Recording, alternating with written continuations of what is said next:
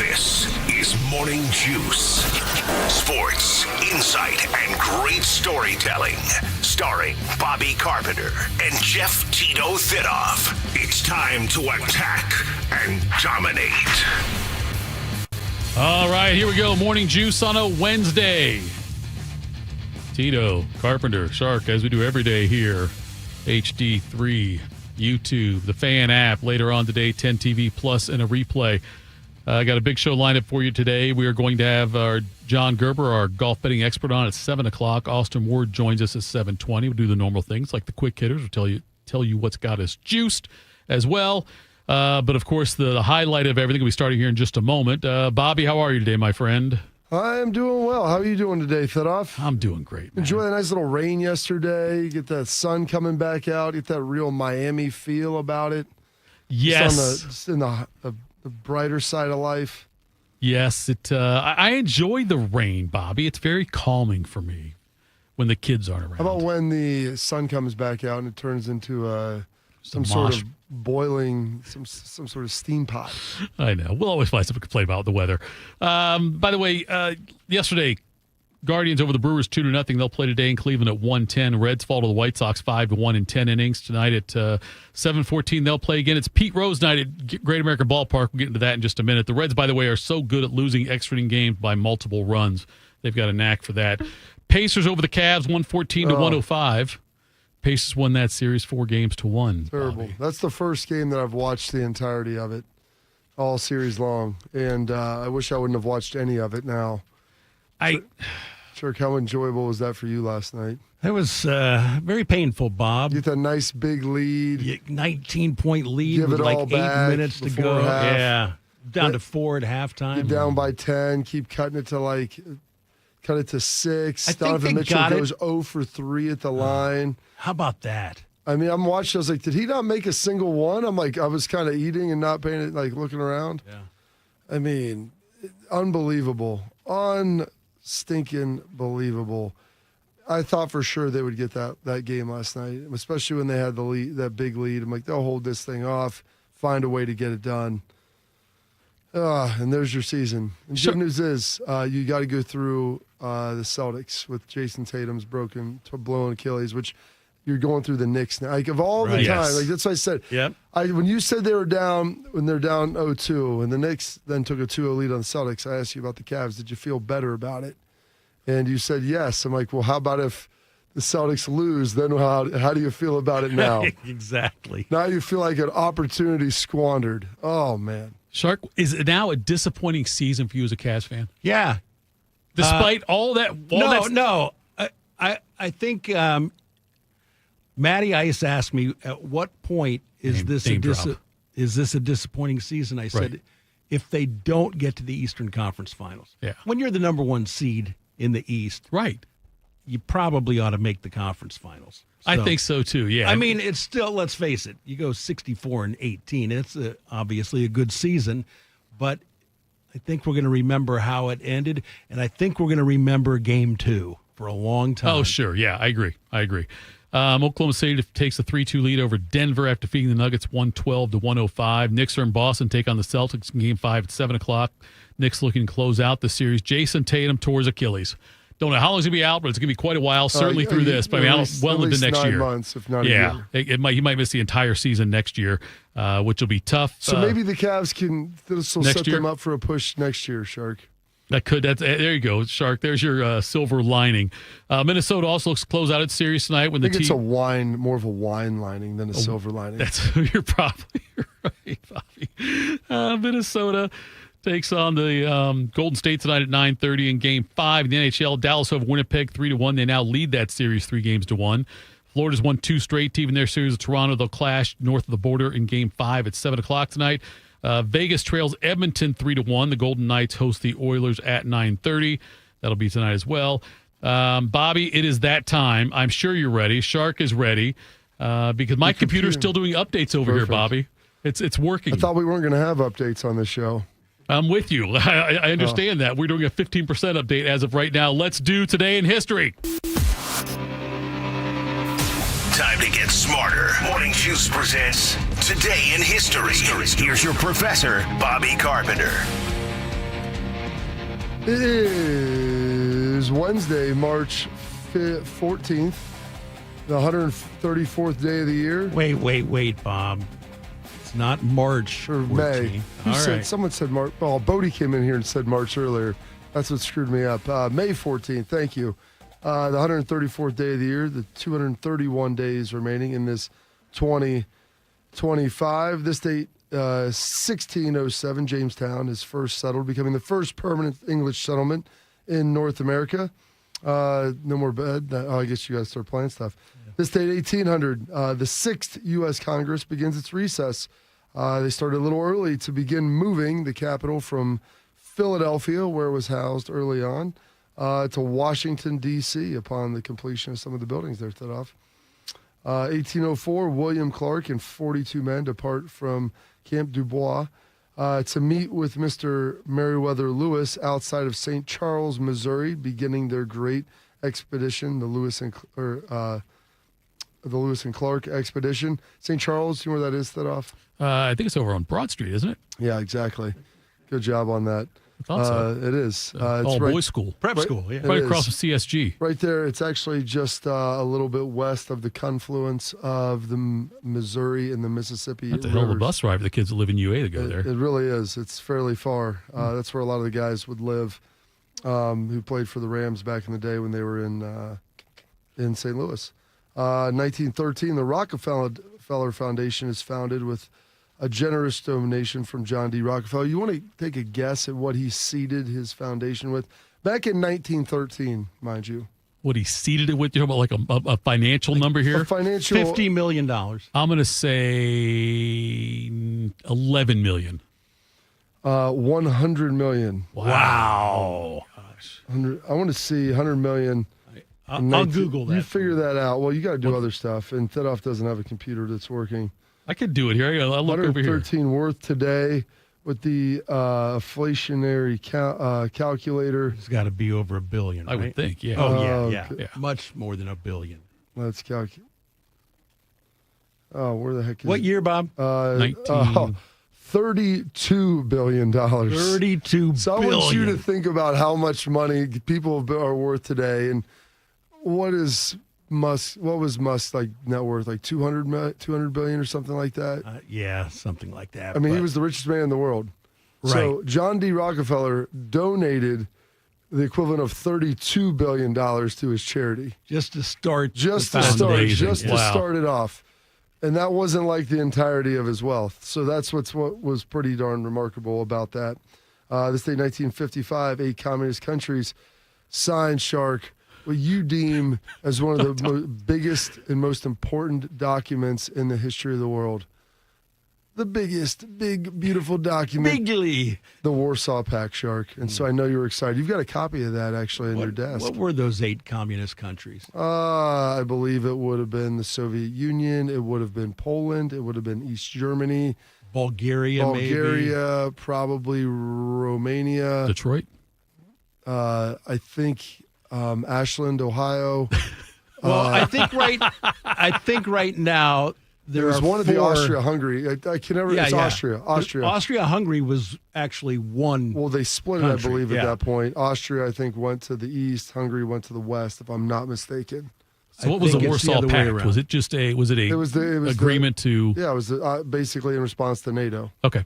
So that was the other side. But today, I think there are still 4 communist countries left: China, yes, Vietnam, Laos, and Cuba.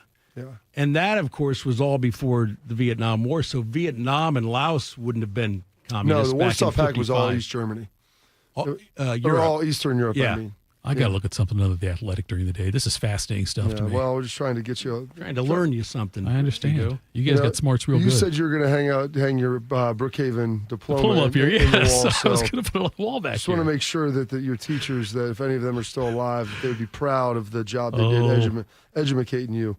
We've got The Little Old Lady from Pasadena, recorded by Jan and Dean on this date in 1964. It's the little old lady from Pasadena. The little old lady from Pasadena. I'll never forget when my parents told me that Jan and Dean were not the Beach Boys because I assumed that every song like that was the Beach Boys. Yeah, that's all. Yes. Yeah. What, did they like to steal anything from Beach Boys? Did they collaborate? How'd that work? Were they friends? No, they were there before the Beach Boys. Yeah. They weren't stealing from the Beach Boys. The Beach Boys were stealing from them. There you go. That sound, anyway. Yeah. That sound. This date, 1970, Ohio by Crosby, Stills, and Nash is released. 1973, the first space station, Skylab, is launched into orbit. Good day from the Kennedy Space Center. In about 5 minutes, the United States will attempt the first half of its first double launch since way back in the Gemini program. Out there on the right of your screen, Skylab 1, a giant Saturn V rocket which will hoist this country's first space station into orbit. Perched on top, Skylab itself, literally big as a house, a 3-bedroom house, in fact, the biggest thing ever put into space by man. And about 1.5 miles away, on the left of your screen there, Skylab 2, to go up tomorrow with the 3-man crew who will board the space station for 28 days, and that would be man's longest venture into space. There we go. That happened in this date, 1981, one of the bangers of all time by Kim Carnes, hitting number 1 in 81, Betty Davis Eyes. Her hands are never cold. Oh, no. Only She's warm. got Betty Davis eyes. She'll turn her music on you.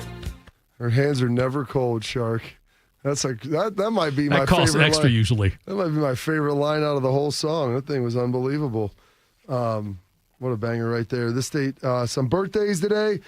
Oh, the guy who created Star Wars, Indiana Jones, Lucasfilms, Mr. George Lucas, turning 81 years young today. What happens now, nobody knows what to do. The stories they're telling are just old movies. Let's do a sequel. Let's do another version of this movie. And it's not just in movies, but in almost everything. There's no original thinking. Big studios, I mean, they don't want that. They want something that is like something they've seen because they don't have an imagination to see something that isn't there. I mean, I got Star Wars done mainly because at the same time I was writing the script, I hired an artist to draw pictures of what I was doing because I knew I couldn't describe what it was. It was impossible. But when you see the pictures, you say, oh, I get it. And that was really what made the movie, what sold it. There we go. George Lucas, 81, selling Star Wars. And remember when Shark's girlfriend sold him on Star Wars over the Cavs? Did you see the picture, Shark? Is that what brought you in? No, I was very angry that night, and I slept through the movie, Star Wars, and I've never seen Are you any serious? Like Star what? She Wars made you movies. go to Star Wars instead We of were going to the Cavs-Portland game that night. in '77? Yeah, and she Cavs said, stunk. I'm not allowed to go because it was too foggy. You know, I was 17 years old. Her parents probably didn't trust me to drive in the fog. Bobby, we want to ask how old she was. Or You've do you been, wanna let it you've go? been driving in the fog your whole life, Shark. 6 months older than me, You and Tito. Chief Okay, just make Thanks sure. for asking. Hey, listen, I'm going to statute. I want to make sure we're cool on all this. Some other birthdays. Susie Colbert turning 61 today. Please tell me you got the Joe Namath. What does it mean to you now when the team is struggling? I want to kiss you. I couldn't care less about the team struggling. I want to kiss you.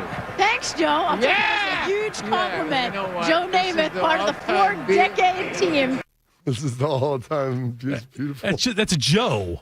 That's what he like. That's his life. That's what he does. It's amazing. Yes. That is one of the. Shark, do you remember watching that live? Oh, yeah. Did you see that Yeah, I live? saw it live too. Yeah. I remember looking at that with my dad. I'm like, is this really happening? Yeah. He's like, yeah, he's got some problems. That's when we found out that struggling was a 3-syllable word. Struggling. That's right. Yes. Absolutely. Oh, I'll tell you. Speaking of multisyllabic words and moving that around, I got some story from that yesterday up at the Matt Light, the Lighthouse Foundation, the Buckeye Blast, which was tremendous. Tony Saragusa, born on this date, 1967, lost him back in 2022. Unfortunately, Kate Blanchett turning 56 today out of The Aviator and many other movies as well. Roy Halladay, born on this date in 1977, and his untimely demise in that plane crash back in 2017, the 8-time All-Star and 2-time Cy Young Award winner. Hall of Fame. vote. Strikeout number 11. And Halladay is 1 out away from completing a perfect game. The 1-2 pitch. Hit toward third. Castro has it. Spins, fires. A perfect game! Roy Halladay has thrown the second perfect game in Philadelphia Phillies history. He faces 27 batters. He retires all 27. It's the 20th perfect game in baseball history and the second one this year. Hall of Fame, right, Shark? Yeah. He's Hall of Fame. Okay. Yeah, Hall of Famer as well. They didn't wait till he was dead to put him in, did they, Shark? Yes. Was he Well, passed he was away? dead. He was dead when they put him in, yeah. Okay, so he'd already passed away. Gosh, he died right after he got done playing then, didn't he? Yeah, it wasn't much after that, yeah. Some other birthdays today. Frank Gore, from Miami Hurricane, longtime NFL running back, turning 42, and Clay Matthews turning 39. That is Clay Matthews the third. Some passings today. William Randolph Hearst passing away in 1993. Frank Sinatra passing away on this date in 98. I will feel a glow just thinking of you and the way you look tonight. Gosh, that silky smooth voice, so iconic, so recognizable.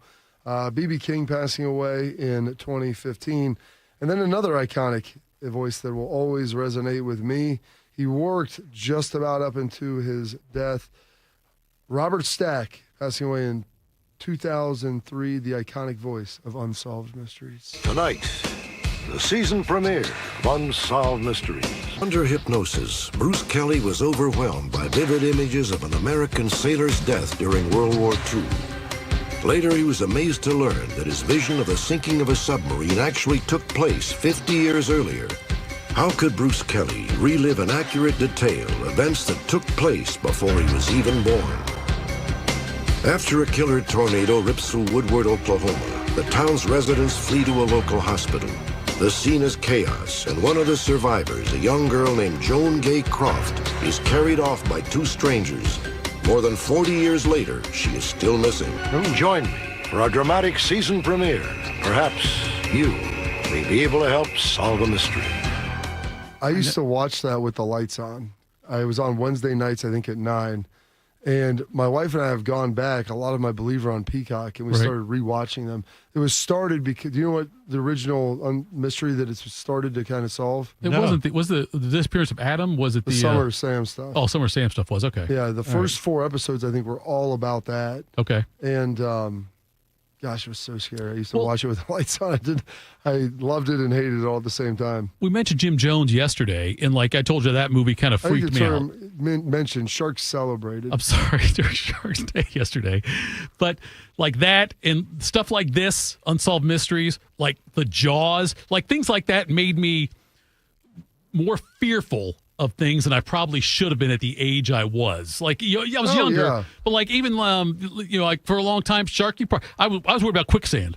Because you saw all these TV shows. Quicksand's not a thing anymore. It was very fearful for people like in the 80s and 70s, 80s, and 90s. Especially, yeah. But people back in those old movies get caught in quicksand and just die. Right. Now, show me a movie where quicksand exists. That's what I'm saying. All those I don't things. think my kids even know what quicksand is. Years off my life worrying about things like Unsolved Mysteries, quicksand, Jaws. Where did you find quicksand? In a desert, in a jungle, anywhere? Usually Gilligan's Island or Batman's where I saw it. Any type of expedition, there was always quicksand somewhere. And Blazing Saddles. And it really wasn't that quick. It wasn't like you jump and you'd see their torso go down and then their chest and then their neck. Somebody had to throw a vine out there or something or some kind of rope and try to get them, yes. Gosh, whatever happened? Quicksand. I'm saying it's gone. Like no one talks about it now, but I'm telling you, as a kid, every time I was anywhere where the ground felt like it was going in a little bit, I was worried it was quicksand. Absolutely. Some holidays and observances today. It is National Buttermilk Biscuit Day, National Chicken Dance Day. How about that? Root Canal Appreciation Day, the second Wednesday always in March, because who doesn't love that? National Third Shift Workers Day. Sharks, we celebrate you, at least for the next 40-some-odd days that you're going to be working here. Stars and Stripes Forever's Day as well. And those are your historical events, your birthdays, your passings, your holidays, observances for this date, Wednesday, May 14th, the 134th day of the year, and 231 days remaining in this 2025. Always an educational experience for me. Thank you for that, Bobby. Someone asked yesterday about playing something. There's a little nugget here. Oh, don't. We're going to play it after the break. Someone asked about this on social media. Said, you better have this ready to go tomorrow. As if I didn't know what it would be. Who knows if anybody's even hearing this? I think we're good to go today. We could be live. I don't even know. I saw that, and I don't even know what it meant, because I've seen the movie, but I don't know what it meant. I don't know what the context is. I'll find out. And also, I wonder what a baseball legend would say after yesterday's announcement by MLB. We'll do all that next. This is Morning Juice. Around the world, Children International and friends like you are giving children in poverty a chance to grow and thrive, to be healthy, to succeed in school, and achieve great things. How do we do it? In the best way possible, by helping ensure access to healthcare, nutrition, and educational opportunities. And most importantly, by empowering youths and their families to get out of poverty and into employment through life skills, computer, and job training.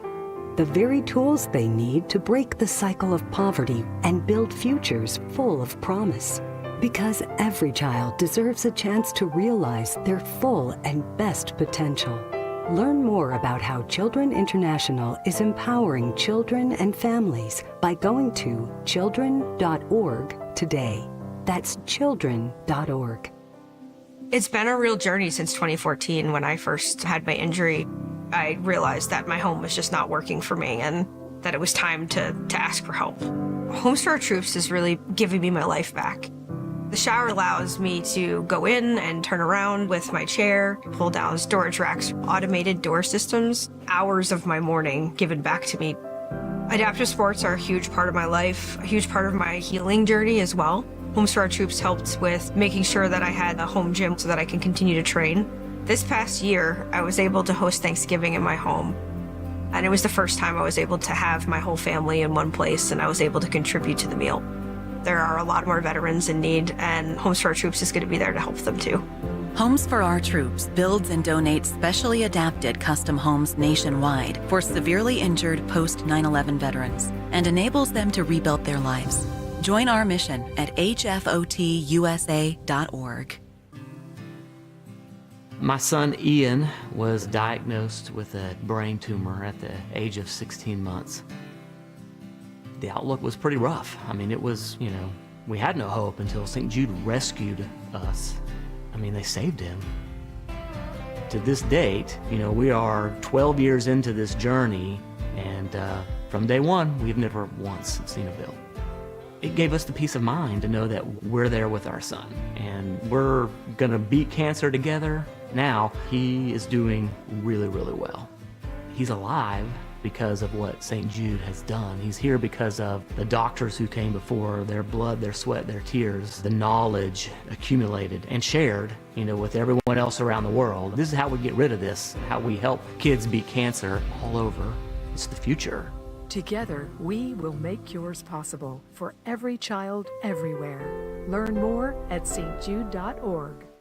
We built a brand new studio just for Bobby, and Tito has already ruined it just by being here. I'm pregnant. This is Morning Juice. It is Morning Juice. Bobby, I don't know. Look, I saw this. You know that I'm funny, is what you know. Yeah, okay. I know you're clever. Yes. Witty, possibly. My wife doesn't laugh at my jokes, but a lot of other people do. Most wives don't laugh at their husband's jokes, Bob. Most wives aren't married to me, though. That's the I'm thing. one of the top 5 funniest people you've ever met in your life. That's up for debate. Not really. But anyway, and my wife does not find me the least bit amusing 95% of the time. I'm as shocked as you are. I'm speechless like you just were when I said that. Yeah. I could tell you were lost for words. But for whatever reason, I don't know what happened yesterday that caused this. Somebody on social media said, Bobby, if you don't do this, then I don't know what they said you were. I didn't say if you don't do whatever, but someone said, talking about bringing the heat, have you heard of the silver bullets? It was uncalled for by Shark. And then said totally deserved it. And I will lose all respect for B-Carb if he doesn't walk in tomorrow with the Good Morning Vietnam speech prepared. Could have done that, chose to abstain from that. However, I will play a little bit of Mr. Robin Williams, which I watched this movie for the first time my freshman year in high school, maybe 8th grade, and I thought it was very entertaining. And I got to go down, ironically, to Gitmo this year and go on whatever, like the Armed Forces Radio Network, and we did about an hour, and I felt a little bit like Robin Williams, but I thought, you know what?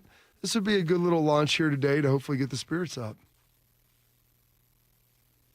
Maybe. And that's where we hit the play button there, Sharky. Wait a second. Here we go. Let me try it on this one. Oh, there you go. Good morning, Vietnam! Hey, this is not a test. This is rock and roll. Time to rock it from the Delta to the DMZ. Is that me or does that sound like an Elvis Presley movie? Viva Da Nang. Oh, Viva Da Nang. Denying me. Why don't they get a rope and hang me? Hey, is it a little too early for being that loud? Hey, it's too late. He is so, but listen to that. So good. I watched about probably a half hour of Robin Williams last night. I watched him on the Tonight Show with Johnny Carson. Yeah. Was absolutely remarkable. I mean, his ability to oscillate from voice to character to voice, it was unreal. It was then he played so many great serious roles as an actor. Yeah. You know, Good Will Hunting, and what was the one where he was the teacher of the Dead Poets Society. He was in the Awakenings. Yes. We were talking, they're scheduling my son's classes and talking with his counselor and everything. And my son's he doesn't enjoy the physical act of writing. Like, he's a great storyteller, all this stuff. And he's never really liked ELA, like language arts, because of his disdain for like physical writing. And his counselor had a comment like, "How is this? Maybe he should do this in his ELA or whatever." I'm like, "Who does she think his teacher is? Robin Williams and Dead Poets Society?" Like, I mean, like, maybe he could get more excited about that. I'm like, what are we talking about here? But he was so good, so good. So that's some good stuff. Go ahead. What was the reference? I don't understand why. I don't know. Well, the speech, I think, when he came in and he was upset with maybe how some of the things were going. Okay. All right. I think that's what they were alluding to. But I'm going to try to stay positive today. I voiced my displeasures and talked about some of the things. And so hopefully today is the smoothest day. It's been like sailing through a hurricane. Hopefully this is the eye of the storm, and maybe that it's on the other side. I don't know. I doubt that to be the case, but we'll figure it out. If we land on an island, though, Bobby, pray there's no quicksand. The minnow would be lost. The minnow would be lost. That's true. Shark, let's play that Pete Rose clip now, if we can, about the Hall of Fame. I don't see much sense in putting me on the ballot after I die, because for a player to go into his or her Hall of Fame, it's more or less for your family and it's more or less for your fan base. And I'm big on both of those two things right there. And I know most of the people who rooted for me my whole career would love to see me in the Hall of Fame as a living player, not as someone that's 10 feet under. What good would it do my family if they put me in the Hall of Fame after I die? This is America, okay? We live in America, the greatest country in the world. I keep convincing myself or telling myself, hang in there, Pete, you'll get a second chance. This is the one country that gives you a second chance. And I've been suspended for almost 30 years, and I've been close to a second chance. But there again, it's in the hands of baseball. No one feels worse about what I did than I do. Okay, but there's nothing I can change about the history of Pete Rose. I did it, and I'm sorry I did it. And I've been saying I'm sorry for almost 30 years. Now he can't say he's sorry anymore. So, yeah, he was reinstated. He and 16 other So hold on. deceased players, yes. I know, Shark, and this may upset you, Shark, because you're such a supporter and vehement defender of Rob Manfred and all of his decisions. I know how you say he's modernized and enhanced the game to a level that few other people can take credit for. But when he comes out and says Pete Rose is back on is eligible, or his ban has been removed or whatever, like I don't know how we push him from like one little box to the next. And he's like, the ban was due, for the lifetime. And then he's like, here's 16 other guys. It's like, so what happened to their lifetimes? Shoeless Joe's been dead for I don't know how many years. I think it's been. Why didn't he come off when he was dead? And like, well, I wasn't commissioner then. But you've been the commissioner now for a handful of years. Right. You could have put all those other guys on then. Why did you wait until Pete? Like, that's the one thing, like, dude, it's your statement, there's no congruency to it. Saying that Pete Rose is now eligible and will be moved because he suffered, the ultimate penalty of being banned for life. Okay, well, now he's dead. What about all the other guys? Why did it take? They've been dead too for a lot longer. And now you're just making this blanket statement over all of them. Like, that's the issue that I have. I mean, Rob Manfred is a boob. Well, the whole he thing is a moron. Bob, the whole he thing should work is at the Fan. It's just don't take my job at Morning Juice. He is Rob Manfred, and what baseball's done, the way they've handled this is cowardly. Because yes, I would have. You know what? That might be your best analysis yet. Just wait, man. We're just getting started. It's only day 3 with me. But it's all down from Everest. The way that they should have, and I don't know how Pete would have reacted, but like I thought all along they would go to Pete. I thought they would do this. Although it's still this thing that they would do would still suck, but I would have had more respect if they would have gone to Pete and said, Pete, we're going to induct you after you pass. We're going to put you on the ballot then. Do you want that? Now, Pete might have had a different answer at that point. He might have said, okay, that's fine. But I thought all along, what do you think Bobby, his answer would be now? Well, now I know. He might have had a different answer then. Well, say his answer, but his answer in that interview from KTLA we just played, though, was like, don't do it. Don't do it. I wonder if he would have said that back then. But also, the other way I would have done it, though, Bobby. Why does it matter to him now? The way that they should have done this, Bobby, was made him do a shame walk through Cincinnati. No. Kind of like Game of Thrones, and throw cabbages at him and have the shame bell. And then once he gets there to the Great American Ballpark, his walk of atonement, they strip him down. Like in Shawshank, they hose him, they throw lime on him, and then he's allowed to enter the Hall of Fame. Tito hasn't seen Shawshank. I've seen Shawshank. I saw it a couple years ago. It's a really good movie. It really is. One of the best ones in recent memory for me. They reference a book in there that they made another movie out of. Shawshanker? By Dumas. Yeah. About a prison break. Okay, I don't know that, but I don't remember that. The Count of Monte Cristo. Oh, I haven't seen that one. That's the only count I know is from Sesame Street. But anyway, Bobby, they should have said, we'll elect you. We'll put you on the ballot. If you get elected, though, you can't make a speech. I think that you can't get up there and pontificate in front of everybody on baseball, one of baseball's great days of the year. You can't get up there and be bitter and all those things. How about that? You don't get to make a speech. What if they would have said, you don't get to, but you get one of your former teammates can? I'd have been okay with that. Is Frank Robinson still alive? No, Frank Robinson passed away. Bench is probably the best, although Bench had up and down relationship with Pete Rose. Most of his teammates had up and down relationships with him. A lot of people had, yeah. But Bench would probably be the best option now that Morgan's passed away. And, Joe Morgan did. When did he die? A couple years back? Yeah, it was a few years ago, yeah. I like Joe Morgan. Yeah. I think, though, that would have been more appropriate. But, this is no guarantee he can get elected. I think 2028 is the first time he could be elected based on some of the rules and the dates. I got to look through the story again on that, but I think that's what it said. It was 2028 is the first possible year he could be He's got to wait 3 inducted. years after this. I don't know what the rule was on it. Posthumously, make sure that he appreciates it when he goes in. I wonder if Shoeless Joe Jackson gets in now. Would they let, who was that? Charlie? No, that was Charlie Sheen played the third baseman, right? Buck Weaver. Buck Weaver, that's right. That's why I associate all you guys now, because it's the only time I see the characters is what the actors played them in 8 Men Out.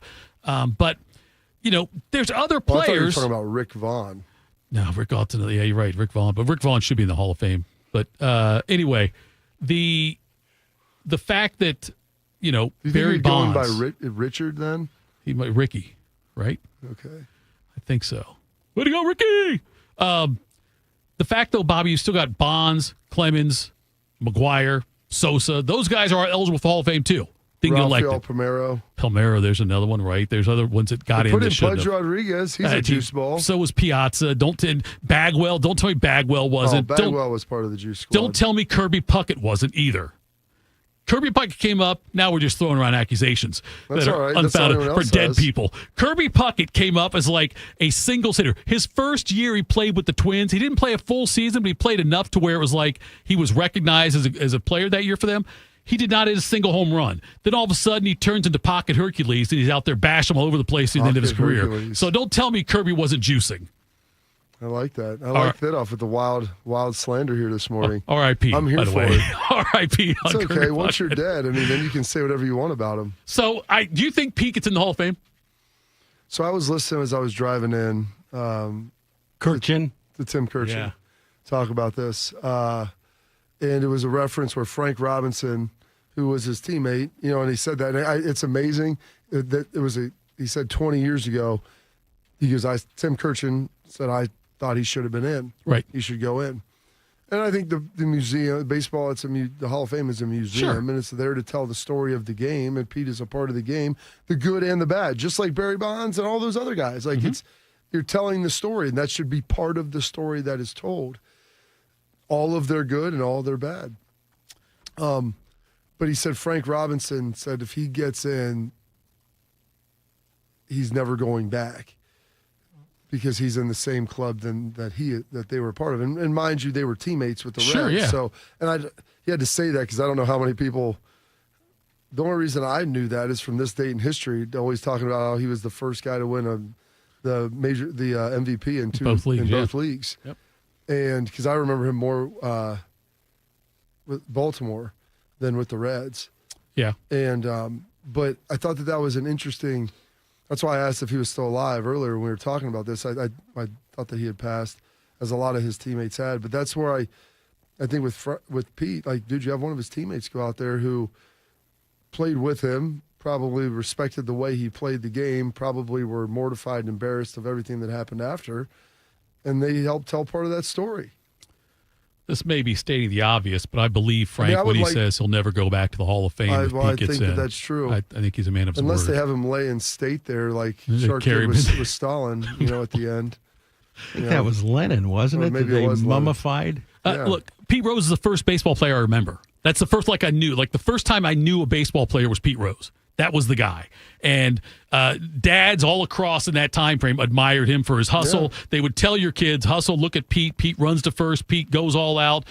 Pete plays all these different positions to help the team, whatever it is. Yeah. He loves baseball, and that was the one you were supposed to emulate as a kid in Little League in the 70s, right, Shark?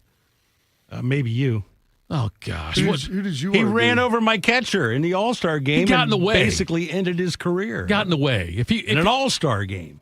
You had to win. They told us that All-Star game was competitive. It was supposed to mean something. It used to be, not anymore. But, yeah, listen, I always hated the fact that Pete Rose portrayed himself as a victim. He was not a victim. He was a victim of stupidity, probably. Because he knew what the consequences were. Oh, yeah. It's not like, it was a shock that when he got caught, he was banned. I think he belongs in the Hall of Fame. I think eventually he will get in the Hall of Fame, although the Veterans Committee doesn't even meet again until 2027. That must be why. And I was listening. What do you mean the Veterans Committee doesn't meet until? They don't. I think they meet the Olympics. It's like every few years. It's like there's a modern era. They need to meet. They need to put him in because Johnny Bench, or probably like you said, is his last living Hall of Fame. Is Bench in the Hall of Fame? Bench in the Hall of Fame. Yeah, his first ballot in 88 or 89. He should be the one that gives the speech on it. I don't know about that. Bench has not said a lot of nice things about Rose. And that's fine. I think it'll be. Pete Rose once said his greatest teammate he ever played with was Mike Schmidt. So maybe Schmidt would be. Schmidt loved him. Yeah, Schmidt's an Ohio kid also. Kept going to bat for him all these years. I think Joe Jackson's a more interesting one. That's a guy who any of his teammates still around. He can't induct him. Go ahead, bud. I think the guy has got the fourth highest batting average in history, 356. They never have proven that he took money in that White Sox scandal in the World Series. And in that World Series, if he was on the take, he hit the only home run in the entire series. He batted 375. If he was throwing games, you sure wouldn't know it by his actions. Rose was a scumbag off the field, too.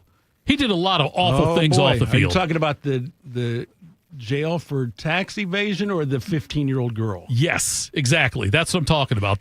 But he said, I thought she was 16. Listen, you want to get into Omar Vizquel right now? Yeah. Let's just peel back the layers. If we're going to sit here and talk about these people as human beings, I mean, come on. Mickey Mantle was a drunk. I understand. We could talk about all these people as awful humans, especially back in the day. Right. After the guys were racist. So I just think that Joe Jackson's got a better case than Pete Rose. But I was listening to Kirkjian, the same thing you heard this morning.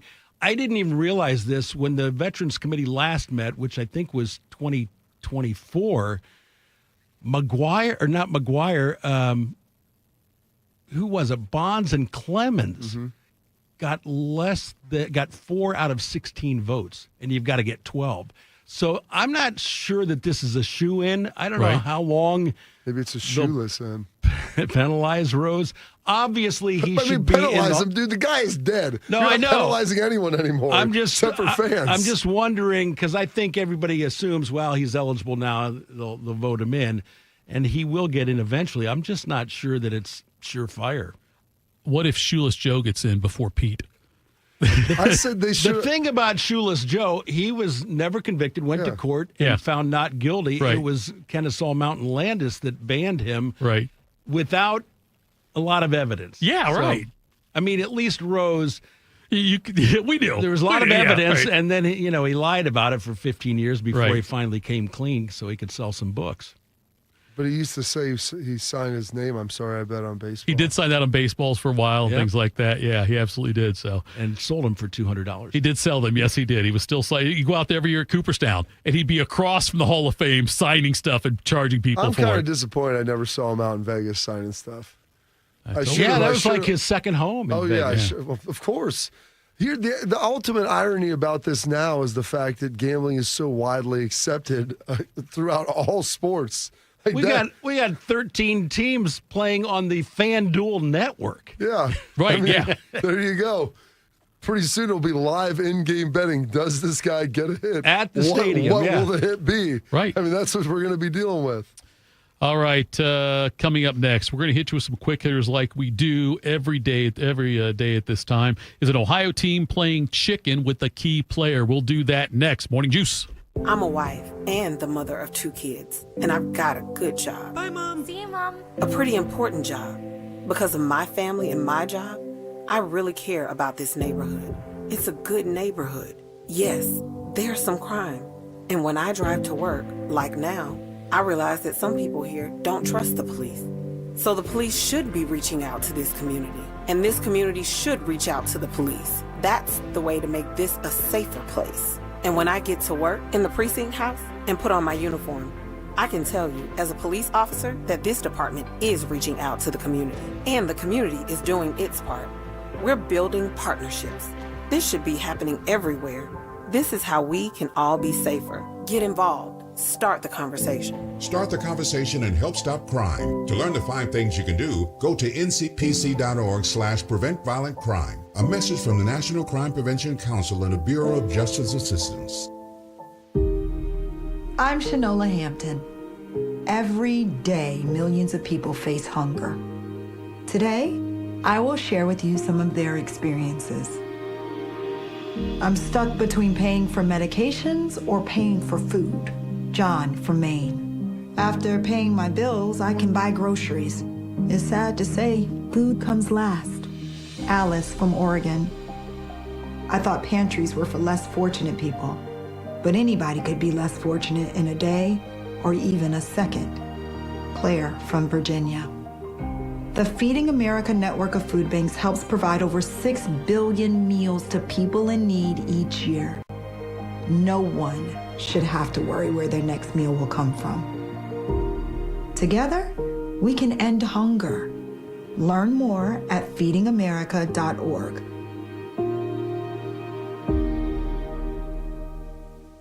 The impact of a meal goes well beyond feeding our bodies, because when people don't have to worry about where their next meal is coming from, they can truly thrive, like Marta. And now we'll hear from our class valedictorian, who with our hard work never ceases to amaze us. Please welcome Marta Moreno.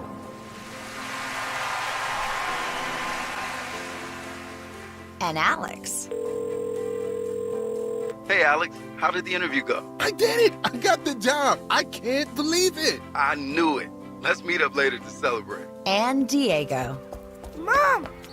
I got first place at the science fair with my volcano project. That's amazing, sweetie. Congratulations. Because when people are fed, futures are nourished, and everyone deserves to live a full life. Join the movement to end hunger at feedingamerica.org/actnow. feedingamerica.org/actnow. A public service announcement brought to you by Feeding America and the Ad Council. If you're looking for the inside scoop on the Buckeyes, you've come to the right place. This is Morning Juice. Morning Juice. Would have been a good time for you to say to Shark during the break, hey, Shark, do you have quick hitters queued up there and ready to roll? Morning Juice presents Quick Hitters. Sponsored by Dr. Mark Levy. If you're snoring and not sleeping, call Dr. Mark Levy today at 1-800-MORE-SLEEP. Yeah, I do have that queued up. Thanks for asking.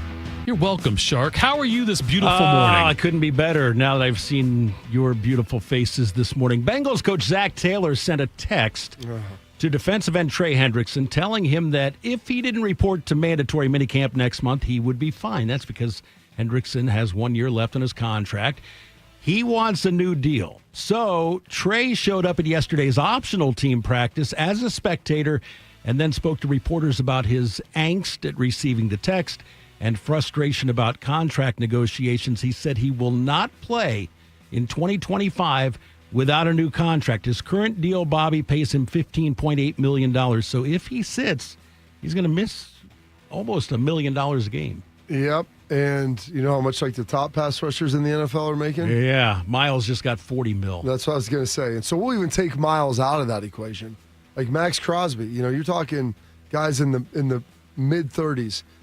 How many sacks did he have last year? 17? 17 and a half. Yeah. 17. Led the league. More than the rest of the team combined. Yes.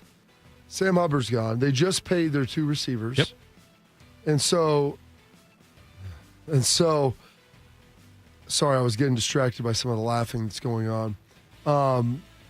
As you look at this, and if I'm Trey Hendrickson, and he had a great point, he goes, if I had 4 sacks last year, they would be asking me to take a pay cut. And they want to do some sort of short-term extension and lop some more dollars on. And I think this goes partly back to the fact that Cincinnati is cash poor. They've outlaid a lot of money in guarantees, and when you guarantee dollars, it has to be escrowed. That was you told me that was fascinating. That's so anytime, for those that don't know, if you guarantee someone $100 million, even if it's going to be guaranteed over 3 years, that $100 million has to be put in escrow. And so the owner has to have that cash on hand, and you're not allowed to have it and pay it. It has to sit in an account and cannot move. And so you've guaranteed Chase, you've guaranteed Burrow, you've guaranteed Higgins, and now all of a sudden he wants a longer-term deal with more guarantees, and I don't blame him. They want to do a shorter term and probably just give him like another year and some more guaranteed money and all that stuff with those 2 years, but nothing of like a 4 or 5 year extension, probably 4-year extension to keep him there. And so I understand that if I'm him. And I hope that he doesn't play. And I hope that comes back to bite them because they've mishandled this situation. And if you want to pay your receivers, that's fine. But you not paying the sack leader in the NFL, then you should have traded him. Right, at the draft. Before the draft. Or yeah, at the right, around the draft, I don't know if you're getting a first-round pick back for him, but you could probably get it too. I think that it sends a message to the Cincinnati fan base that they're not that. Yeah, they said, "Oh yeah, we're going for it. We're going to keep winning. We're going to put our money with Burrow and Chase and Higgins and all these." Listen, this team's problem is not the offense. This team's issue last year was scoring 50 points and giving up 51. That was their issue. How many times this year, especially if Hendrickson doesn't play, how many times this year will we see that stat that we seem to see 3 or 4 times last year? Joe Burrow's the first quarterback in history to have this many yards, this many touchdowns, no interceptions, and still lose. It seemed like it happened more often probably than it did, but to me it seemed like it happened like 4 times last year, where it was like, oh, he threw for this many yards, and he had 9 touchdown passes and -4 interceptions, and somehow they lost the game. They need. I think the stat was like over the last 20 years, it's happened 5 times. Right. And 3 times happened to Joe Burrow in 2024. Yes. Something ludicrous it's like insane. that. Look, if they don't sign Hendrickson, that's telling the fan base, hey, we like scoring a lot of points, but we're not going to win the Super Bowl or compete for a Super Bowl at all. All right. 5-star prospect Jackson Cantwell is the #1 offensive tackle in the class of 2026. He was considering Georgia, Oregon, and Ohio State, but in the end settled on the Miami Hurricanes. Bit of a surprise because Georgia was considered the favorite, and he hasn't even been on Miami's campus since March. It's changed a lot. Cantwell recently signed with agent Drew Rosenhaus, so I'm guessing, Tito, that the Canes came up with the largest NIL package. It sounds like I listened to the Buckeye Show with Brandon Beam last night for a while. Then Austin and Pat Murphy were on there, and they were talking about. Also, Berm was on with them. They were loaded. Anyway, I'm sorry, the show was loaded. I didn't mean they were loaded. That's got a double meaning there. They may have been loaded. I'm not sure. I'm not going to judge though. The basic premise was, look, this was always between Miami and Georgia. And Ohio State, he had them in their list and everything, and he was talking about Ohio State being on the last list and all these things, but Ohio State was never really in contention for him. It always surprised me when Ohio State doesn't get someone they're after at certain positions. If they miss on a receiver they wanted, that surprises me. I don't know if you guys are familiar with the term BIA, but if they miss on a DB, because I think the defensive backfield of Ohio State is probably BIA. That means best in America, by the way. If they miss out on something like that, then I get a little bit like, that's kind of weird. But offensive line, they'll be fine. They've got plenty of talent in there, Bobby. Guys coming in. Here's the reality. When you start talking about paying offensive linemen with NIL, and people, they're like, guys lament the fact that Ohio State's lost out on some of these big-time tackles. If you're expecting a freshman tackle to come in and start and be a national, because this is what Ryan's argument always is this player a national championship caliber player that we're bringing in? Not in 2 years, but if you're going to pay him those dollars right now. And for the life of me, there haven't been a whole lot of freshmen that have started at Ohio State on the offensive line. Orlando Pace is one of them.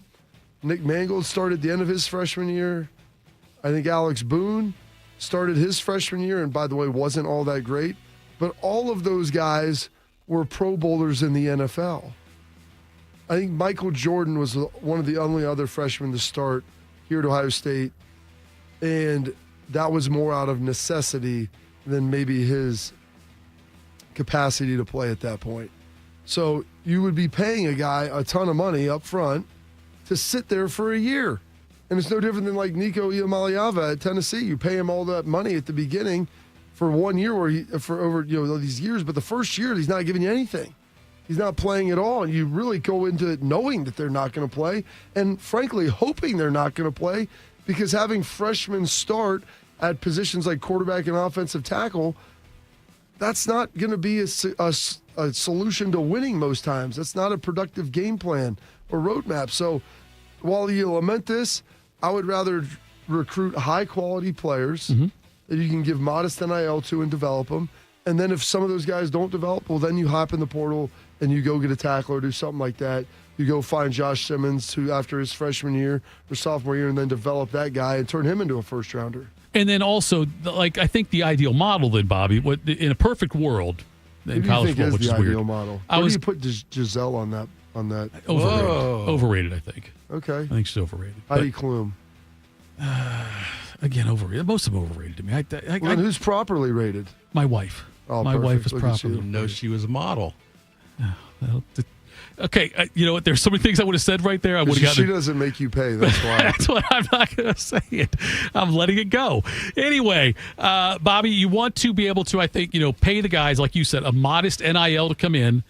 And then when they develop into something great, you pay them more. That would be the best thing, as opposed to these signing bonuses, essentially what they're giving guys based on what they did against a high school kid on an offense, like if you're an offensive lineman trying to block some guy half your size on the defensive line, and how great you look. I'm not even saying that these guys might not end up being great players. They may end up being All-Americans and first-round draft picks, but they're not that right away, so you're paying for something that you're not going to get the return on in that first year. Right, you're not going to get it. You're right. Absolutely. I agree with that. Yep.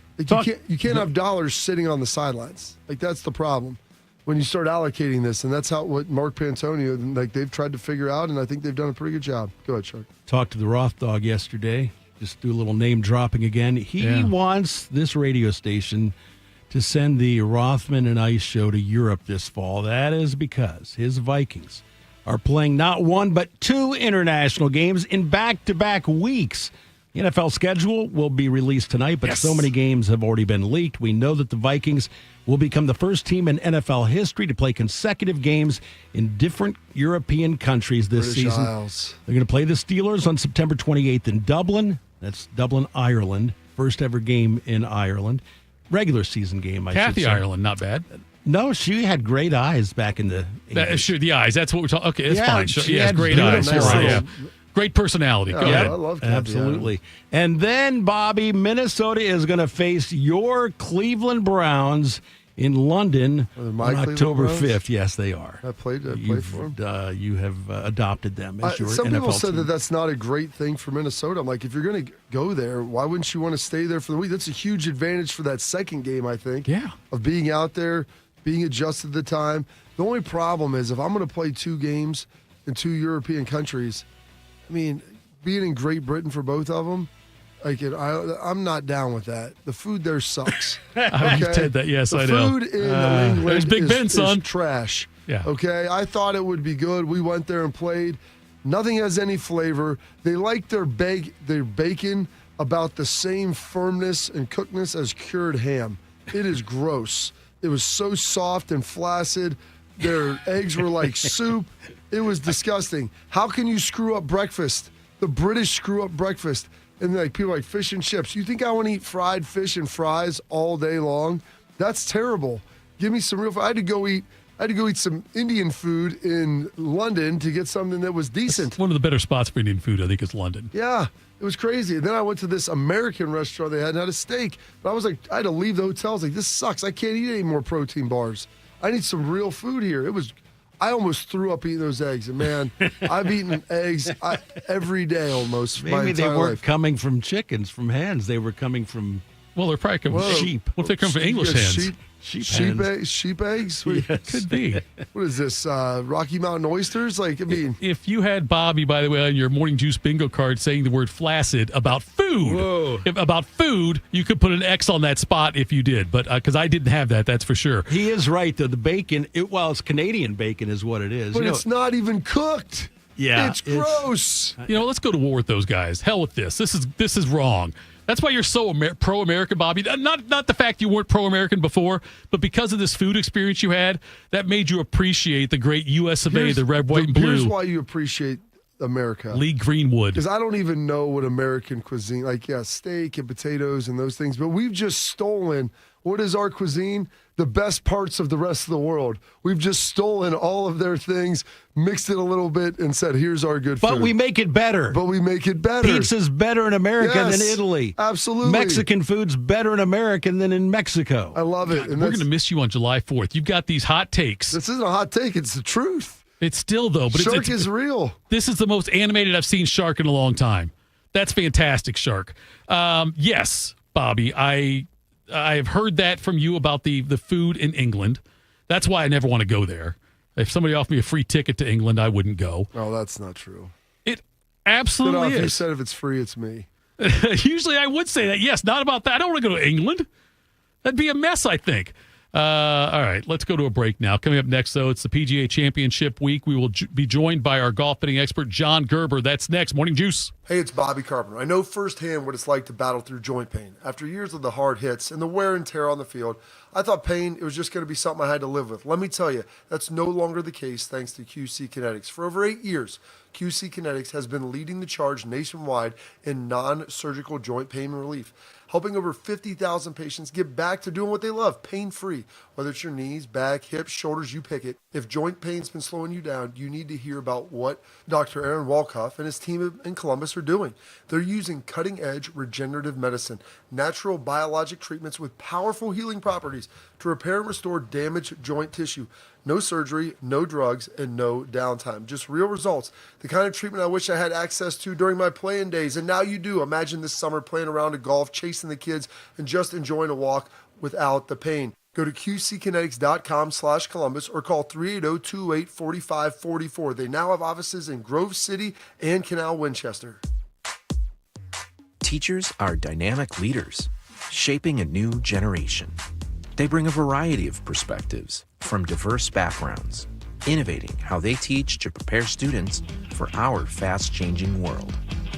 Achieving this takes skill and expertise. They're tireless explorers, creatively discovering a universe of solutions, telling stories, experimenting, inspiring, mentoring, connecting cultures and connecting with each other. Leading by example. Experience the unique joy of helping students thrive. Teaching is a journey that shapes lives. Are you ready to begin? Explore teaching at teach.org, a campaign supported by the U.S. Department of Education, Teach.org, and 1 million teachers of color. Within 15 seconds of logging onto social media, the algorithm has your daughter in its crosshairs. It sends her a steady flow of images telling her she isn't thin enough, pretty enough. They invade her brain, causing body dysmorphia, anxiety, depression, leading to the worst rates of eating disorders, self-harm, and suicide we have ever known. All while she's sitting right next to you on her phone. Congress knows, but it refuses to act. Don't let her suffer the secret pain alone. Use your voice. Demand a plan. Join us at the Center for Countering Digital Hate, protectingkidsonline.org. Because it's up to you to protect your children from social media nightmares. Join us for her, for your daughter. Proud to be your go-to sports addiction. WBNS, WBNS-FM, HD3 Columbus. The Fan 3, Ohio sports destination. Bobby's knees hurt from doing battle with some of football's toughest warriors. Tito's knees hurt from begging Bobby to let him host this show. Oh, pick me! Oh, I know, me! This is Morning Juice. Oh, love those rejoins. My wife made an appearance in one of them, too. I don't know, I didn't hear it. It was like something about his first wife was Heather, his second wife's Heather. If you're Heather, stay with Tito. Something like that. I thought that was something about you and Colin talking about the interface over there. It could have been. It could have been the interface. All right, folks. We're now joined via video and audio by our good friend, golf betting expert. He is the host of the From the Rough podcast on Fan Screen Sports, the most popular golf podcast in the state of Ohio. Writer for Athlon Sports, our golf betting expert at J. Gerber PGA Pros, where you can find him. All his picks are free every single week. Gerb, it is Majors Week. We've got the PGA Championship out there at Quail Hollow. And before we start getting into your picks, I'm just curious what type of player, what type of skill set is necessary to have success at Quail Hollow? Good morning, fellas. Yeah, if you look at this, the nickname they're giving this place is Rory McIlroy Country Club, right? I mean, on all the tour guys, all the success that he has had there. But if you look at Rory's MO, when he plays well and he dominates and wins golf tournaments, he drives the ball fantastic. And I think that is the key that's going to happen this week for the winner. I mean, if you look at how many times Rory has won there, Justin Thomas is a great driver of the golf ball. And if you look at Ricky Fowler and Max Homa, who won there when it was the Wells Fargo, at that time, they were one of the best drivers of the golf ball on the PGA Tour. So I certainly think you have to drive the ball well, not necessarily far, but certainly length is going to be a factor. But you definitely have to drive it straight and combine that distance and accuracy to have some success out here. So when you start looking at this field that's coming in, is there anybody maybe that's sliding in a little under the radar that you like to potentially make a run? Yeah, there's a couple guys that I really like. I mean, look at a guy like Russell Henley, and we've had him on our card a couple times this year. We have him at 65-1. Yeah, his shirts and just him. He's just kind of, unassuming, right? Kind of aloof around there a little bit, but he's quietly had a great year. Certainly is going to be a pick for that Ryder Cup team. And if you look where he plays well, it's this type of conditions, this type of grass. Being from Georgia himself, in the North Carolinas, the grass is real similar. So you look at a guy that Russell Henley at 65-1, and I like Sam Burns. I'm not sure if we're going to have him to win this week, but we're certainly going to have him on our card. Sam Burns has a tendency to be trending right now this time of year. Again, growing up in Louisiana, he's very familiar with this type of grass.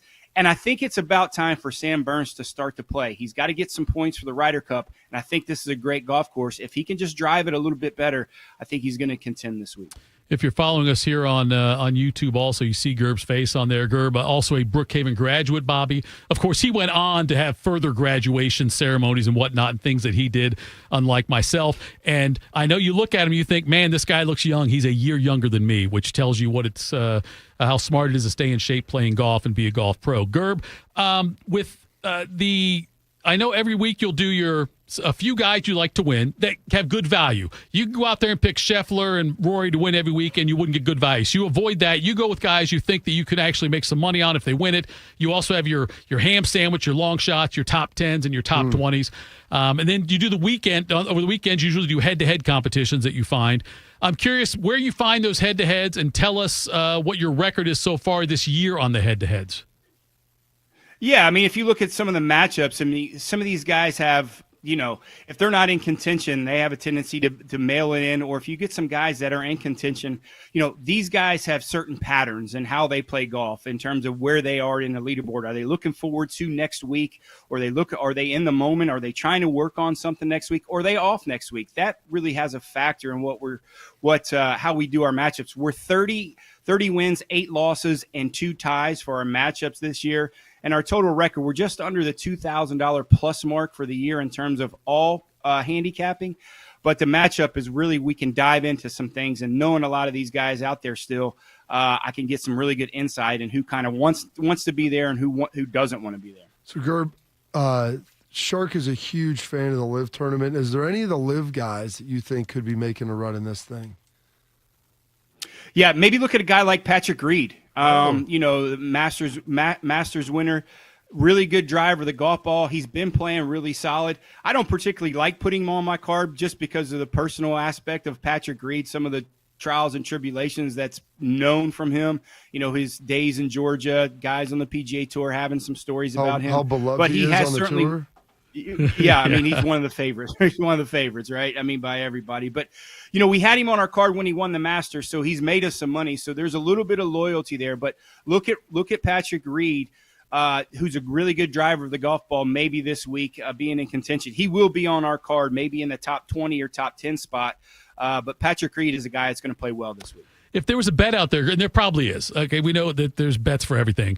If there was a bet on a LIV guy or a non-LIV guy winning the tournament, if you had to place that bet, which way would you lean? You're certainly going to take the PGA Tour guys. I mean, just by sheer how many PGA Tour guys are playing, you're playing the odds here.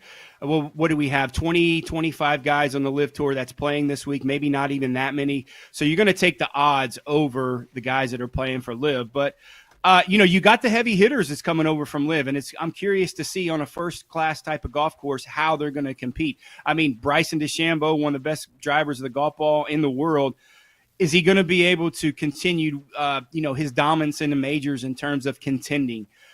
Is Brooks Koepka going to come back? We had Brooks Koepka in the Masters. It's playing in the Masters. He didn't perform very well, but he's a PGA champion and he loves the PGA Championship when it comes to this. So is he going to continue his form? I'm not sure about him. I'm just curious about their competitive edge, especially a guy like Koepka going into the PGA Championship. How about Bryson? How do we feel about him on this course? Yeah, I mean, again, length is not the biggest factor. It's straighter. You have to have that combination. It's kind of in front of you. There's a couple quirky, tricky holes. If he can drive it and keep it out of the rough is probably going to be about 3 or 4 inches. It doesn't seem like a lot, but when you get that mix of Bermuda and the overseat, it can play a little bit longer and more difficult than normal rough at 4 inches. So if he can drive it, again, that's the key here. If a good driver of the golf ball is going to have a good chance to win, and if he can do that, which he normally does, he should be up there on the leaderboard. Girls, look at these the tee times they released, and seeing the pairings. I know Rory's playing with defending champ Xander Schauffele, and then Scheffler they're all in the same group together on Thursday and Friday. And I don't know if you've been in the room, but I'm sure you've had connections of people that have done this type of thing. I'm curious what all goes into the pairings. Like obviously they're going to try to put some of the superstars together and things like that, but they try to put interesting pairings together. And does it vary like tournament? Are there certain rules you have to follow, certain protocols when you're doing these types of things? Yeah, I mean, there's each tournament is a little bit different. The PGA likes to pair the players 1, 2, 3 in the world together the first 2 days, so that's a standard pairing for them. So that's why you see Rory, Scotty, and Xander playing together the first 2 days. But each tournament they kind of have a little bit of a pool. So the pool system kind of goes in each tournament is winners will get in a pool. So the winners will usually play together the first couple rounds. And then, pool A, pool B, pool C is usually how they do it. So you don't want a guy that's a Monday qualifier playing with Rory McIlroy. He might not even be able to pull it back off the tee. So they kind of avoid those types of situations. But, it's a pool system normally for most tournaments, but the PGA certainly likes to put the top 3 players in the world together the first 2 rounds. One of the things I noticed here on the tee times is that they're set 11 minutes apart, and amazingly, and also coincidentally, John, the Jerry DeTemple Plate Open at Raymond this weekend, we also have tee times 11 minutes apart. So it's just something I saw was a quirk. I think PGA picked up on what we do over here. So you're getting ready for the Memorial 2 coming up soon. And you've had a lot of experience being out here, growing up for a good chunk of your life here in this area and going out there to the tournament and whatnot. And I'm curious, the Memorial for you, is it difficult, or how difficult is a Memorial to handicap year to year? It's a little easier this year. I mean, we have Memorial in 2 weeks. I'll be covering Colonial next week, so I'll be back down in Fort Worth and then coming back up to cover Memorial. But it's a little easier. Reason saying is because it's a shorter field. It's a signature event, so you have less guys that you're really going to kind of look at. And it's usually the best players in the world. And if you look, Memorial, Murfield is a little bit like Bay Hill. The guys who play well there that know the golf course continue to have some success. That's why you have multiple winners at Memorial. So, it was Tiger's playground, just like Bay Hill was. So if you look at guys, their MO is playing well on this type of golf course. I think we're going to continue to have that trend, and it's a little bit easier to handicap than a full field of 144 players. Gerb, appreciate the time as always. Thanks. Good enough. Wait, you're down in Texas right now, so it's an hour behind us here? I am in Kansas City right now covering the Corn Ferry Tour. Their Corn Ferry Tour event is here this week, so I'm here covering that. But we are an hour ahead. Hour behind you guys. So it was a little early wake-up call, but happy to do it, guys, and thanks for having me on for sure. You're the man. Thanks, Gerb. We'll talk again soon. Appreciate it, guys. That was at Jay Gerber, PGA Pro. John Gerber, our golf betting expert. Always the head-to-head thing, he kills it on that. But he's like, everything goes out there for free, Bobby. It's like he puts all his picks out there. You can hold him accountable. And the reason Hayden doesn't work here anymore is because he made enough money following Gerber when he was producer of Fan Sports Sunday. At least that's what I tell people. But anyway, you can follow him at Jay Gerber, PGA Pro. I'm excited about this week. I don't watch a ton of golf. I do follow it very closely, but I don't watch a lot of it live. But I'll watch these kind of majors. The PGA is probably the least favorite of my 3 majors. But wait, what's favorite of the 3? No, I'm saying least favorite of the other 3 are the ones I like more. I like the other 3 more than the PGA. I like the Masters first, and I like the British Open. I still call it that, and then the U.S. Open. The PGA Championship is probably my least. I'll give favorite. you that. That's probably an appropriate ranking system. I would say Masters, U.S. PGA, or U.S. British, then PGA. But yeah, either way. I wish they still called it the British Open. I think it's insane. I do call it the British Open. I know. I wish that it was presented that way. I wish it wasn't. It is in America. No, even in America. Well, I guess you're right. But our graphics, though, like when CBS or whoever was it, or ABC broadcast it. They try to Euro it up. I don't. Euro it up is how we're calling it. I don't worry about that. You don't do that one? No. They have bad food over there, Bob. I've heard that. Terrible food. That's what I've heard. It's atrocious. Just bring it to America, let us improve it, and then we'll ship it back to you. It's all you need. By the way, who can screw up breakfast? When we have a guest on that doesn't know me, don't tell him that I like live tour players because he probably believes you. I can't stand Patrick Reed.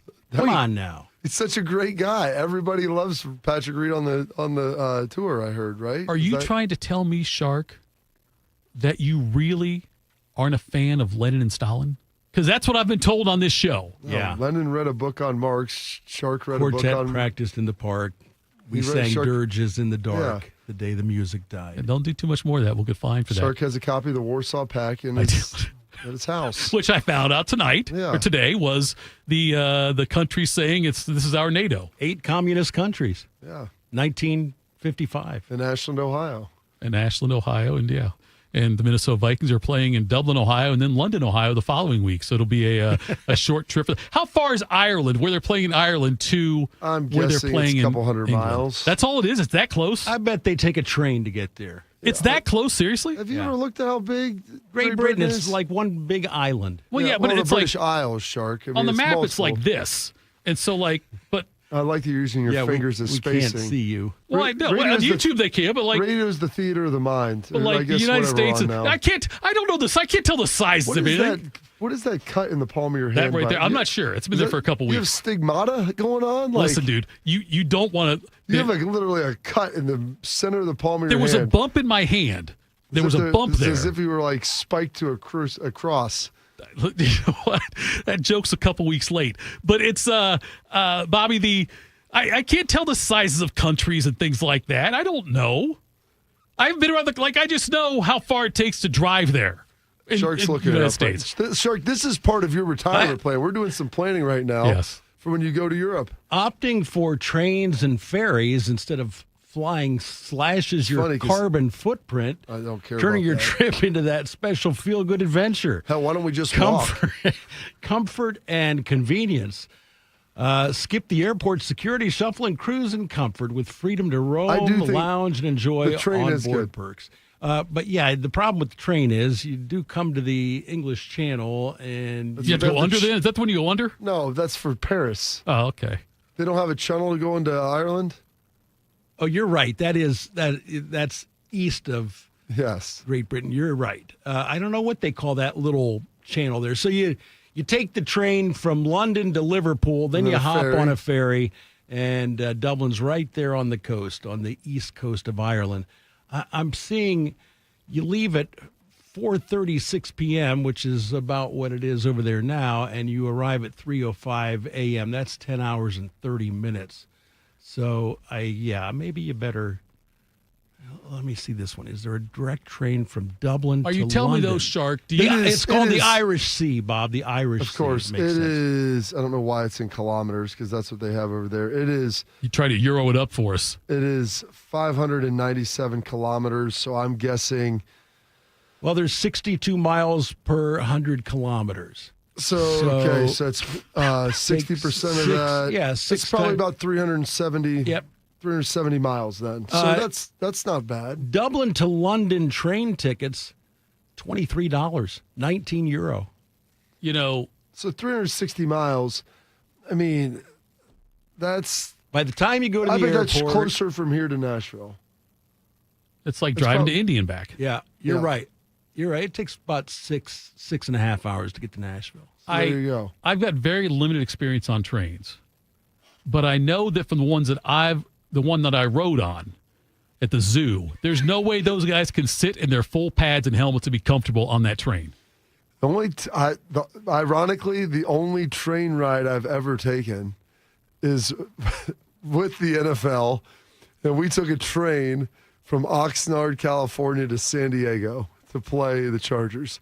And it was during Hard Knocks so they could film stuff and whatever. Right. And we were in these cabins. It was actually pretty nice. It wasn't like some sort of high-speed train or anything, but they were like luxury cars. It took way longer than it should have because we had to stop like 20 times going through L.A. So I was like, how is this any more efficient? But it wasn't bad. I know a lot of people that take trains. If you're on the East Coast, You never rode the train at the zoo? I've ridden the train. Okay, you said the only train. That's a trolley fit off. Well, it sounds like you're besmirching the train at the zoo, but that's okay. I love the I've city. ridden a lot. Have you ever ridden the trams at an airport? Does that constitute as a train as well? I don't know if it does or not. It's a good question. I've ridden a lot of trams, but trams. Is that an M or an N? I'm just trams. Okay, is what I said right there. Let's be careful about that one. Disney World, nice tram. They have nice transportation at Disney World. Let's just do that instead.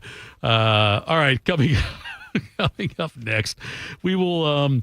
He's dialed in with all the goings on. We'll talk to Austin Ward next about Ohio State. Morning Juice.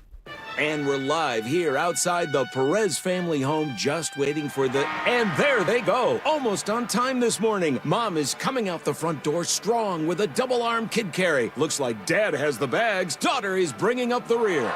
Oh, but the diaper bag wasn't closed. Diapers and toys are everywhere. Ooh, but Mom has just nailed the perfect car seat buckle for the toddler.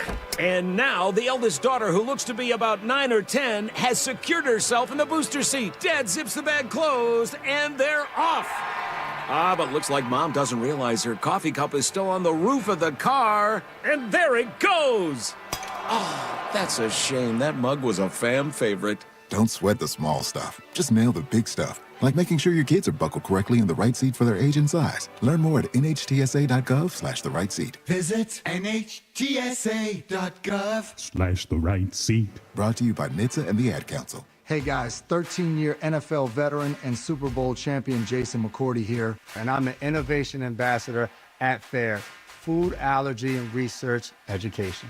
I would say the most challenging thing as a parent of a kid who has a food allergy is probably the ignorance that I myself had in the beginning. I didn't know what anaphylactic shock was. I didn't know the dangers, let alone the things that she needed to be able to have a normal life. When you go to drop your kid off, and every single time in the beginning, we'd have to go through everything she was allergic to. Preparation is everything. And me, for playing football for 13 years, it was all throughout the course of the week. It's getting ready for game day. When you're on the field, you're playing for your fans. At home, you're playing for your family. My playbook: read labels, keep it allergy friendly, and have an epinephrine nasal spray as a backup plan. Because when my family's safe from food allergens, that's the real victory. Visit foodallergy.org to learn more. Hey, Max, you look absolutely dashing in that purple tie. Ready to harness the world? You bet, Daisy. I'm ready as I'll ever be. And might I say, your purple tie really pops with your vest. Thanks. I almost went with a cape, but didn't want to come across as pretentious. Nonsense. Anyone in our line of work should rock a cape. You might be onto something, Max. Phew, so here we go. First day on the job. We've got this, right? Right. Don't forget, we both graduated from Dogs Inc. with honors. Which means I can guide my human around a busy city with ease. And I can give my human a restful night. I hope my human is kind and loving. And I hope mine likes wet kisses and zoomies. Ready to make a difference? Born ready. Let's go. Discover how extraordinary dogs like Daisy and Max change lives at no cost to the recipients. Visit dogsinc.org. Bobby is the all-American male. Tito pulled a hammy getting his mail. This is Morning Juice. Morning Juice. Shark, I've got good news for you.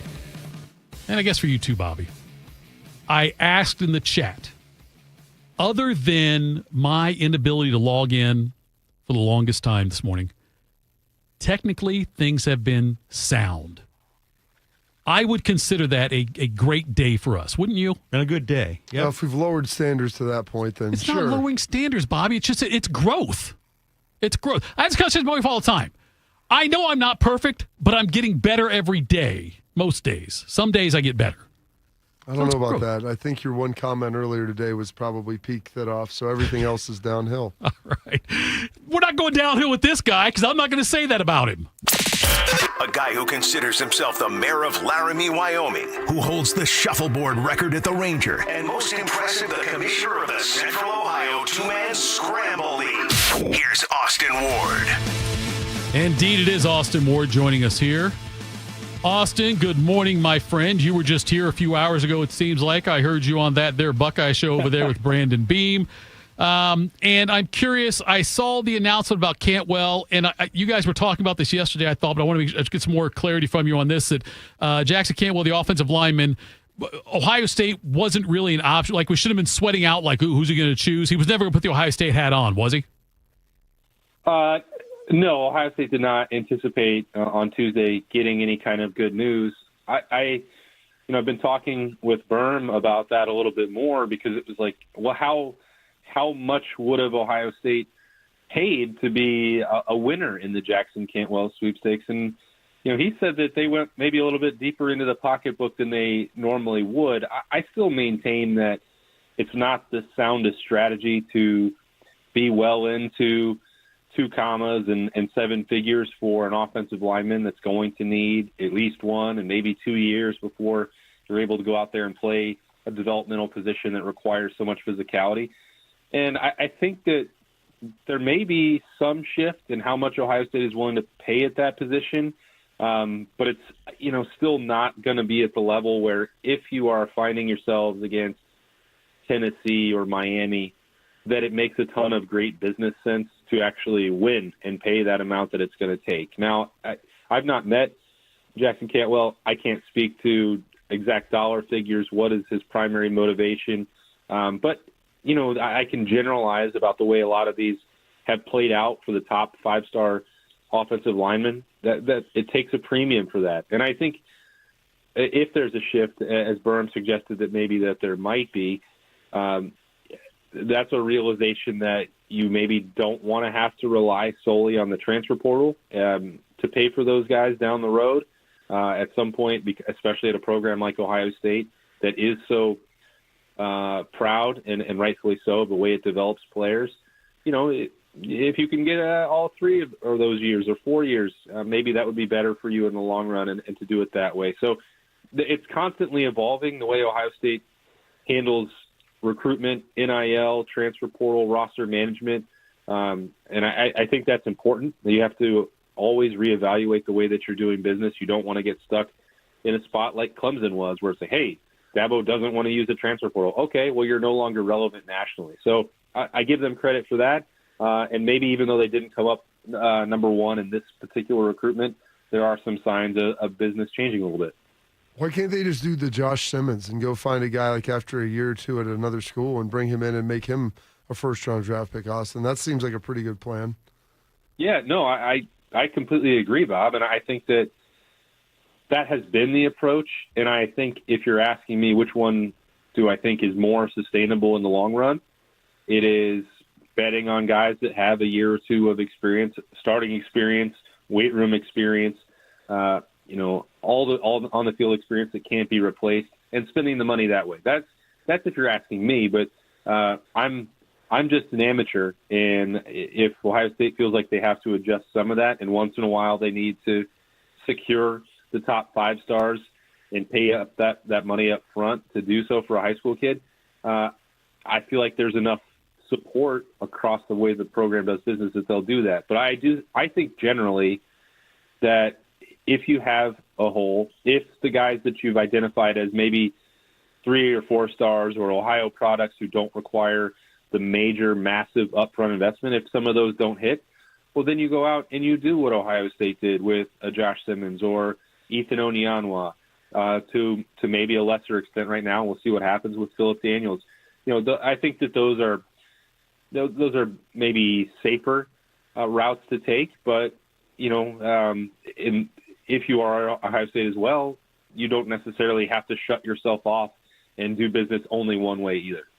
So one of the other things, a lot of the schedule releases have come out for some of these different games. It's announced that Fox is going to have Ohio State and Texas, which I think everybody anticipated. There was no time announcement with that, however. Austin, should Buckeye fans be excited or potentially optimistic that one will not be kicking off at high noon? I think Ohio State has voiced some displeasure, and I know that the fan base has, but I don't think that is ultimately going to change the outcome here. Fox has invested billions of dollars in branding Big Noon. They're bringing in their whole crew for that. They're going to want to start the year with a noon kickoff and winning that window and putting that game there. And I don't, they edited out the initial press release. They took out the time reference. I still think that all of the stations across the country are expecting Ohio State, Texas to be at noon. I think even if there is displeasure in the Fawcett Center or the Woody, I think that they know that game is going to ultimately be at noon as well. And, you got months to plan accordingly for that. And I think Ohio State fans by now should be plenty used to how to time out your day. I certainly empathize and understand that people expect the biggest games to be at prime time, and they feel more fun that way. I get that for sure. But as long as the checks from Fox continues to be cashed by the Big Ten and by Ohio State, as long as the Buckeyes continue to be the number one television brand in college football, this is where they're going to be playing most of their games. They're going to be at noon. I'd be really surprised, Bob, if the way that this draft has worked, Fox has had the top 3 picks, and I know that there's been some hope that maybe Penn State, Oregon would be the 3rd pick, and that would open up an opportunity for NBC to take the Penn State-Ohio State game on November 1st. I remain very skeptical of that because I think Fox very much wants, I think the 2 best teams in the Big Ten, the Jim Knowles subplot, to start the month of November with an Ohio State game. So I kind of expect all 3 of the biggest games on the schedule to wind up on Fox at noon, and that starts with the opener. At what point, as you mentioned, cashing those checks? I mean, the checks go to all of the teams equally, but yet Ohio State is the one that carries the water. At what point does that paradigm then shift if this is the world that we're going to be living in? I think if Ohio State is going to be continually asked to carry the burden for the league, that is when you look at that contract and say, hey, why is Ohio State every single big game, every opportunity, even think about the Nebraska game last year. What was the point of putting that on Big Noon? It didn't belong there. Gus seemed super excited about that during the call.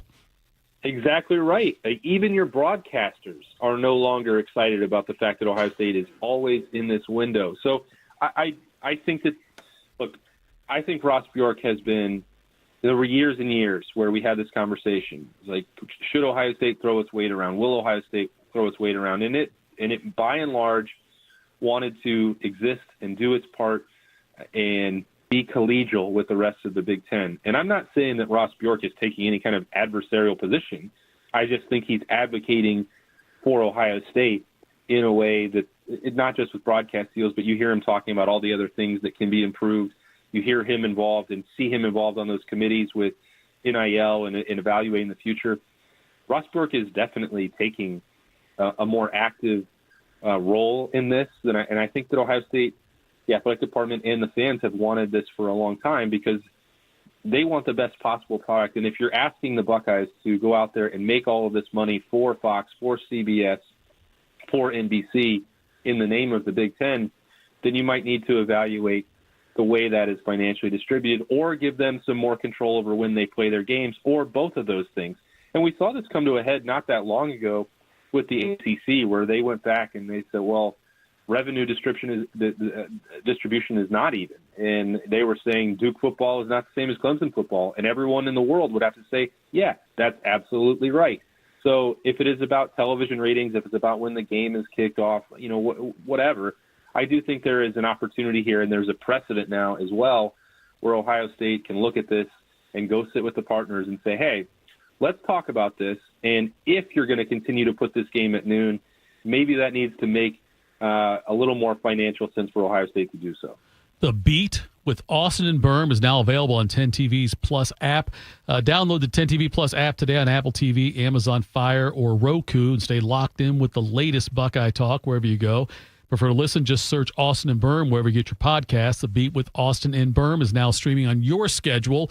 I'm curious, if you had to rate the offseason for Ohio State, if I gave you one option of these several, it was better than you thought it was not as good as you thought it would be as far as some of the changes they made and where they went, or it's about what you expected? I think overall I would have to side on it's been a better offseason than I thought it would be, which is partially in response to the way, the challenges that Ohio State had to face. The only thing that I would be even, a bit on guard for is that they weren't able, there just weren't upgrades available at defensive tackle. Ohio State certainly looked at options there, and I thought that maybe they would kick the tires as well for an additional depth piece at safety. So if the only thing that I can rack my brain and come up with was that maybe they needed two more guys to add to the rotational depth on defense, that seems like it's pretty good. So I think if you were looking at this right after the championship and during the period where both Chip Kelly and Jim Knowles and then Justin Fry all leave, that's a pretty daunting situation. And I think maybe there's a world where things look very different if the hiring process did not play out the way that it did. Ohio State, I would have thought actually right when Jim Knowles was leaving that the path forward would have been with Tim Walton and Matt Guerrieri as co-defensive coordinators. So the fact that and then Chip Kelly left, and I think that may have altered the calculus a little bit, but that the way that Matt Patricia has jumped into that job, I think is really what comes to mind first and foremost for me. Bob was leading this charge a little bit, and I wanted to keep an open mind. The perception about him was not that he was going to be a great personality. It was not that he was going to be very active on the recruiting trail. It was not that he was going to have a really engaging personality, and if anybody in the media wanted to learn about football, that he would take as much time as possible to explain things to him. So, I expressed a lot of surprise about that at the start of the offseason because I thought that hire came out of left field. But I'm glad I kept an open mind because I'd say through these 3 months, everything that Bob talked about with Matt Patricia has played out and then some. He's been a fantastic addition.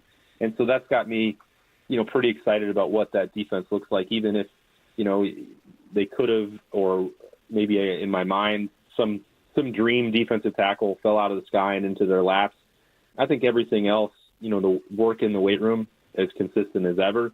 The emergence of some new leaders and Iron Buckeyes like Austin Saraville. I mean, there's so many things that we can dive into, Tito, on this offseason path. But I think if you're looking at that and the way that spring camp played out, I think everything is really trending in a good direction for this team to remain right there in the playoff mix. Exactly. I agree with you 100% on that. You mentioned the Jim Knowles and Ohio State saga. Surprised to see that he went more in depth with that over the last week, Austin?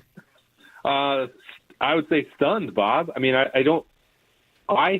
lots of people knew or suspected that Jim Knowles was trying to get a contract, a raise and an extension done before the national championship.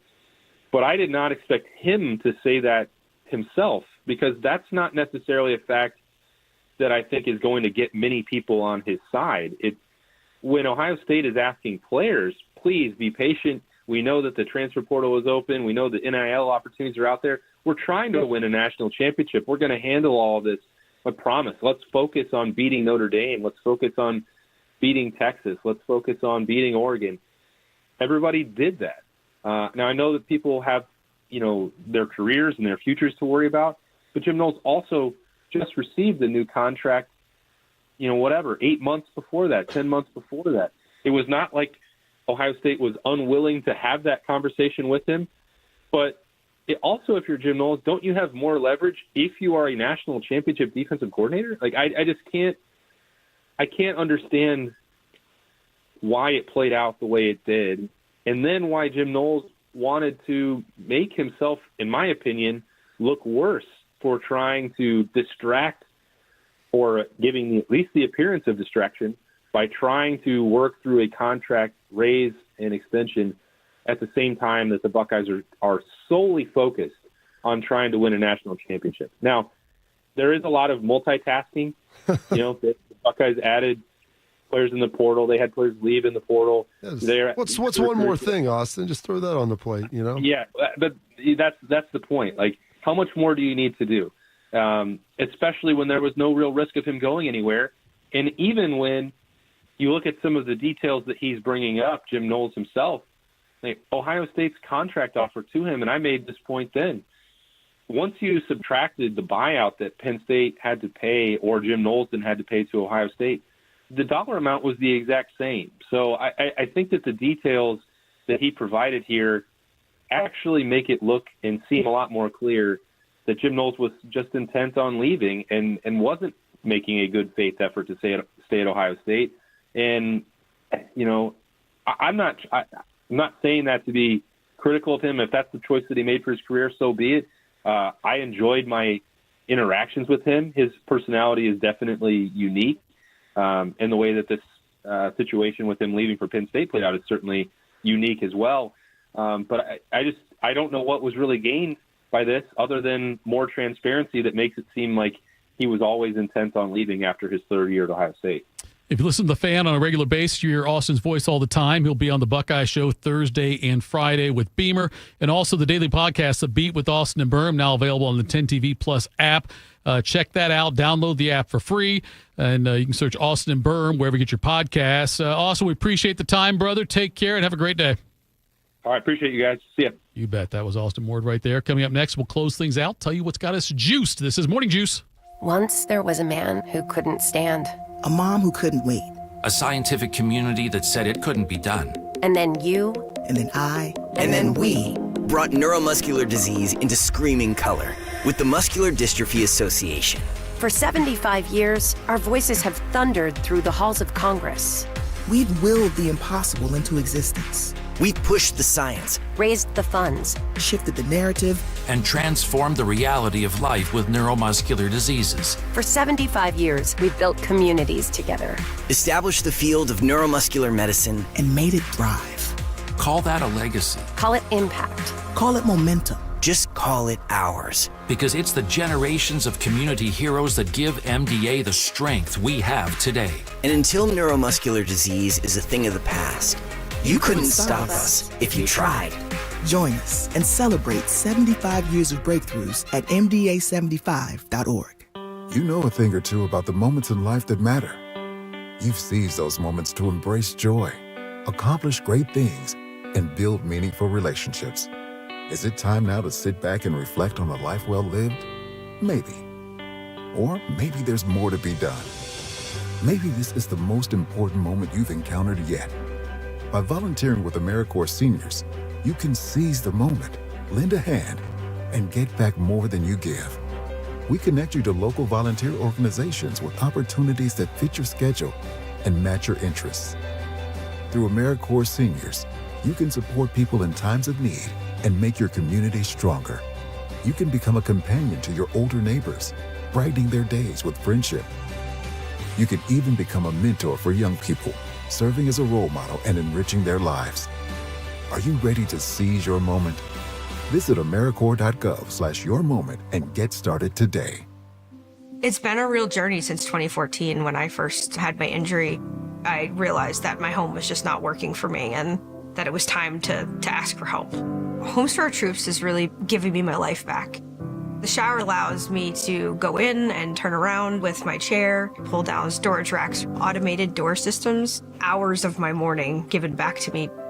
Adaptive sports are a huge part of my life, a huge part of my healing journey as well.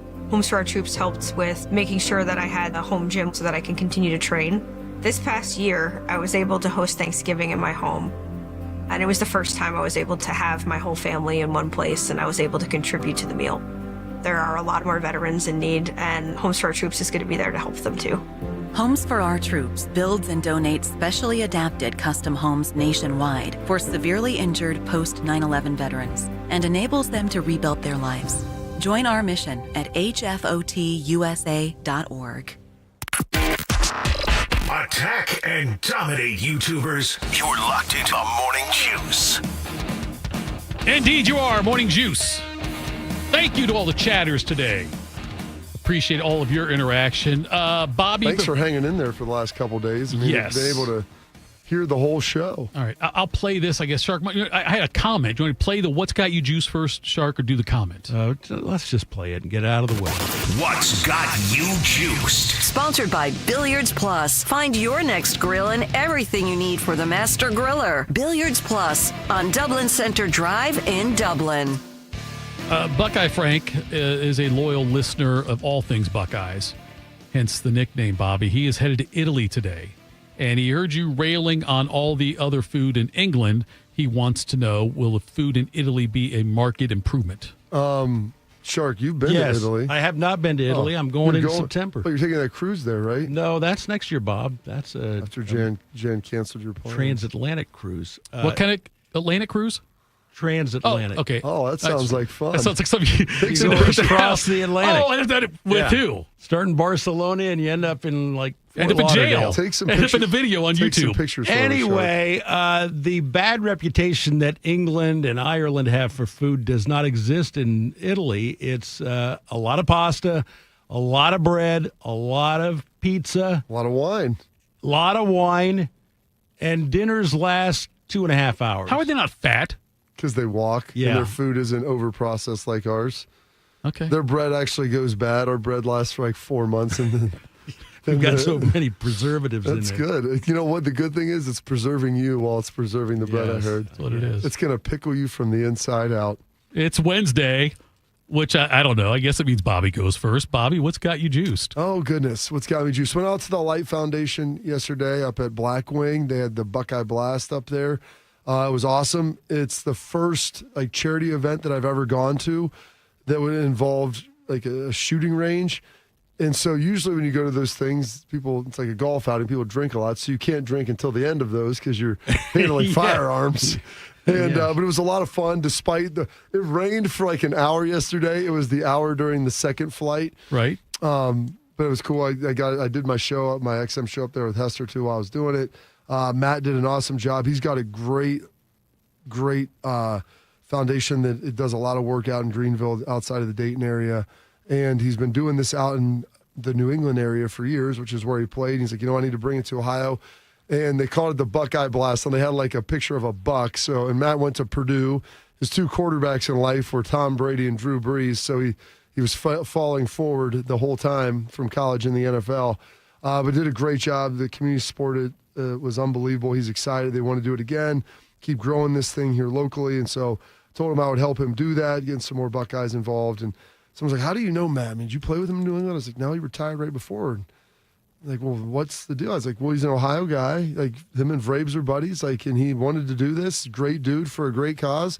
And that's what's great about the state of Ohio and the people of Central Ohio. They rallied behind it and had a really good time. Some of the great sponsors out there with some great food from Capitol Grill, Yabo's Tacos.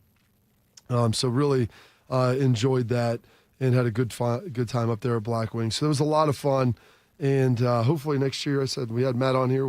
Last year we'll have him promoted again as he comes through one more time, and hopefully makes this an annual thing. So that's got me juiced. The kids' sports practices were canceled last night, which usually not all of them were. Not all of them. Sometimes I get upset. Who practice? They played soccer. Your wife brought them home. Okay, there you go. I was at the event. I got back and everyone was already at the house. So. Sometimes that happens, sometimes it doesn't. I was glad they got that in last night. Yeah. I was glad I was blissfully unaware of its existence as well. And then I stumbled across this. And also, what else has me juiced to today? It appears that we finally had I guess ignorance might be bliss, a show that was uninterrupted. So thank you for everybody who's hung in here for the last couple of days. And hopefully the production quality will continue to improve as we make some upgrades and do some different things, since this is supposed to be one of the flagships and a big emphasis of 10TV and WBNS and the Fan here. And then also listening to this about Nick Saban yesterday, a comment that he had made a while back, got me juiced, Sharky. When people are process-oriented and they define, this is what I want, and this is what I need to do it, and then they have the discipline to execute it, that's when you get a talented player who becomes a great player. I always felt like a guy's got to have the right psychological disposition, and he can't be an outcome-oriented guy if you're going to be productive, because you're going to focus on what you need to do to get it right. And I think a lot of times when guys have talent, you just assume that they have that. And I don't think that's correct. I think that's very true. And so you got to be process-oriented. You got to be disciplined with things. I mean, if that would have been the case, I think we would have been a much smoother launch on Monday. I've tried to live my life like that. If I do A, B, and C consistently enough, you'll get the outcomes you want. Now, not every time, but if you continually do the right things over the course of time, I think the reversion to the mean, you will have a high level of success with where you're at. So that had me juice listening to that, and it kind of inspired me to come in here and try to do put the best product out there for the folks that are involved, and we really appreciate that. So thank you so much. Shark, what's Slugs got to say? I remember back in the day when I got poison ivy, I used to just put bleach on it, but then it started jacking up with my skin, and somebody told me you shouldn't do that. And I was like, okay, I won't.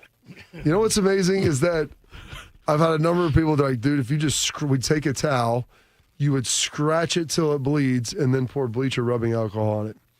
On poison ivy? Yeah, and they're like, it dries it up and it'll scab. It burns pretty significantly. I would think. But they're like, oh, it dries it up. And I used to do that, and it does. Now, the problem is if you get it on like your face or neck, you don't want to do that because it'll scar significantly. But yeah, we would scratch it till it bleeds, pour either bleach or rubbing alcohol on it, and that was the solution. So I don't recommend it. It burns. Bleach is good for about anything. We had a president who told us you could drink bleach and get rid of COVID. I had someone that told me one time that after going down to Mexico and paying for illicit acts. What? Now? They once told me that, was it a transatlantic trip? Well, they told me that you could utilize bleach in other orifices, and that might help clean stuff out, too. Whoa. And I said, I don't know if that's how that's going to work. It'll probably hurt, and it probably won't work. So that's one of the things you say, refrain. You do it first. Yeah. You be the guinea pig. You do it. Then maybe I'll look at it. See if it hurts. I'm not going to lie. I like to be... in the chat mentioned ringworm, bleach on ringworm, which I did get ringworm one time, and I tried that, and I don't think that worked, and it hurt just as bad as the poison ivy. I'm a little juiceless this morning, gentlemen. Oh, I bet so, yeah. Because of the interface? No, because of the Cavs. Oh, that was terrible. I chose to abstain. The Cavs not. I watched that thing till my son, I go, we can turn it off now. And he's like, I want to see the end. I'm like, really? Good. Hopefully you'll stay in my room until I die. You want to see that? The bittersweet handshake line, I guess. I did not care to see it, even though I did watch. They lost 7 games. Cavs lost 7 games at home this season, and then they lost 3 in one series. Geez. First time that's ever happened in Cavaliers history where Think they lost 3. Think of the leads that they blew in those games. Games 1, 2, and 5, all big blown leads. It's disgusting. And they lost. Think about the regular season and the postseason. They lost 22 games. All right? 7 of those 22 came to the Pacers. Why Indiana? Why did they have our number? You were worried about the C's. I was worried about the C's. Bob, see, I jinxed them. I shouldn't have looked ahead. I should have just stayed in the moment, enjoyed the process. Is that what Nick Saban just told us? Disciplined, process-oriented. Yeah, I can't do that anymore. I can't. I never do that. I never look ahead. And I got cocky about them sweeping Miami and thought, okay, they're going to beat Indiana in 5 games. Game 1. Yep. Anyway, I was juiced about Hosey last night. He hit another home run. And the Guardians keep winning, but the Tigers don't lose. Tigers have the best record in baseball. Last night. When did that happen? I know. They made the playoffs last year. 2 years ago, they were awful. And last night, the Red Sox score a run in the top of the 10th. Detroit comes back with a run in the bottom of the 10th. Red Sox score 2 in the 11th. Detroit comes back with 3 in the bottom of the 11th. They just are not losing, so the Guards still 2.5 games back. And then I am juiced about tonight, Survivor 48. My gosh. We've got Seriously? 6 contestants left. And so I know all of America, including me, will be watching tonight, Survivor, 8 o'clock, 90-minute special. Question is, since they do, it's 48, so they do like 2 seasons a year, correct, Shark? Yep. Will you still be alive when Survivor passes you in age with number of seasons? That's a bet. That's another, 10 years?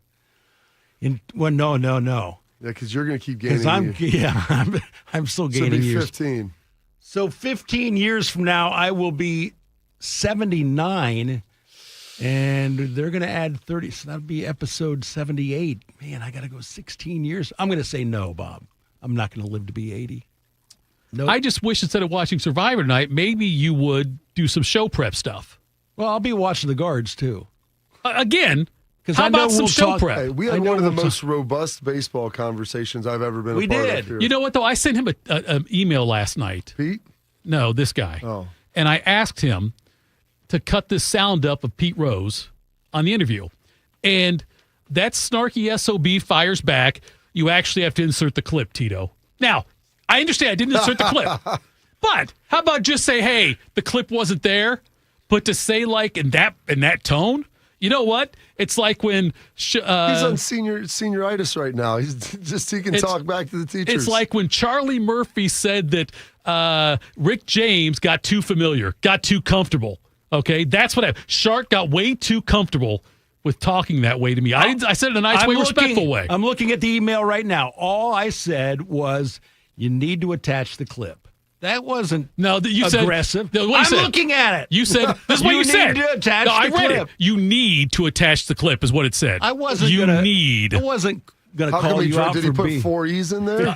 You know, it looked like that to me. You mentioned the sports trivia thing, by the way. Damascus. We went to this Damascus. I never knew about this youth camp, Damascus Catholic. They were there yesterday. They were telling me about it. Right, and so we had the sports trivia thing out there with me and we went there with Baker and Scotty Vegas, and we had some other people with us, but we won their sports trivia contest. Philip Rivers was out there. He sends his kids there every year. I didn't know that. Some of the kids. He can't send them all because he doesn't have that big of a bus, I guess. But he does send some of the children there. And Ted Ginn was there. Yep. A lot of great people were there and did that, and it was for a great cause. But Bobby, we won that thing. Won the sports trivia. There's this huge trophy. I mean, it's the biggest trophy I will ever win. It looked like the claret jug. Who kept it, Baker? Scotty? This is what's funny about it. So we win it. We're up top, up the front, and we're taking pictures with it and stuff. We're like, man, we're going to take this to the fan, put it on display there, leave it there on for the YouTube cam, people to see and stuff like that. The three of us are like the last contestants to leave. They're cleaning up. We're walking out holding the trophy, triumphantly. Guy comes over and says, "Hey, trophy stays here."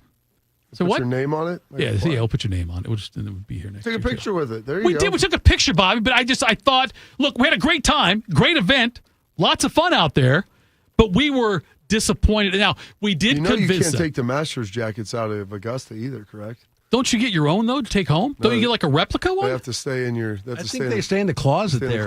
In Augusta. So you're telling me that Jack doesn't have 6 green jackets somewhere in his house? No. No, he has them sitting in his locker there. I think you can actually take it the year you win it. But that's it. Because I've seen Rory on different shows, and he's had his on. But Bob's right. It stays in a closet. I was crushed when I heard that as well. Believe me. And I'm sure that Jack... his jacket that he won in the early 60s. In 60 or 61, whatever it was. Different size. You don't think that fits the same way? Well, he was a big man back then, and he's gotten big again. Let me ask you, I wonder if you asked to get buried in it, if you can take it then. That's a great question also. Last same thing about the trophy for me, because that's like I say, it's the greatest trophy I'll ever win, and they can get to keep it. I wonder if Damascus will let me get buried with that trophy. You think that's funny? That's the greatest accomplishment in your life? The biggest trophy of my life. I was an all-star. That was Heather. No, it's the trophy. Trophy wife. No, it's the trophy. But, yeah, other than that, it'd probably be, listen, I was an all-star one year in soccer for the Hounds when I was 8 years old. And I thought I was an all-star because I was a good player. I was an all-star because I sold the most raffle tickets. That's why they gave me the All-Star award that year. All right, that's it for us. Hey, thanks for tuning in, everybody. And thank you to the tech guys for everything they did to get us up and running. The people in the chat, we love you all, and we will talk to you tomorrow. This has been Morning Juice. Hey, it's Bobby Carpenter. I know firsthand what it's like to battle through joint pain. After years of the hard hits and the wear and tear on the field, I thought pain, it was just going to be something I had to live with. Let me tell you, that's no longer the case thanks to QC Kinetics. For over 8 years, QC Kinetics has been leading the charge nationwide in non-surgical joint pain relief, helping over 50,000 patients get back to doing what they love, pain-free. Whether it's your knees, back, hips, shoulders, you pick it. If joint pain's been slowing you down, you need to hear about what Dr. Aaron Walkoff and his team in Columbus are doing. They're using cutting-edge regenerative medicine, natural biologic treatments with powerful healing properties to repair and restore damaged joint tissue.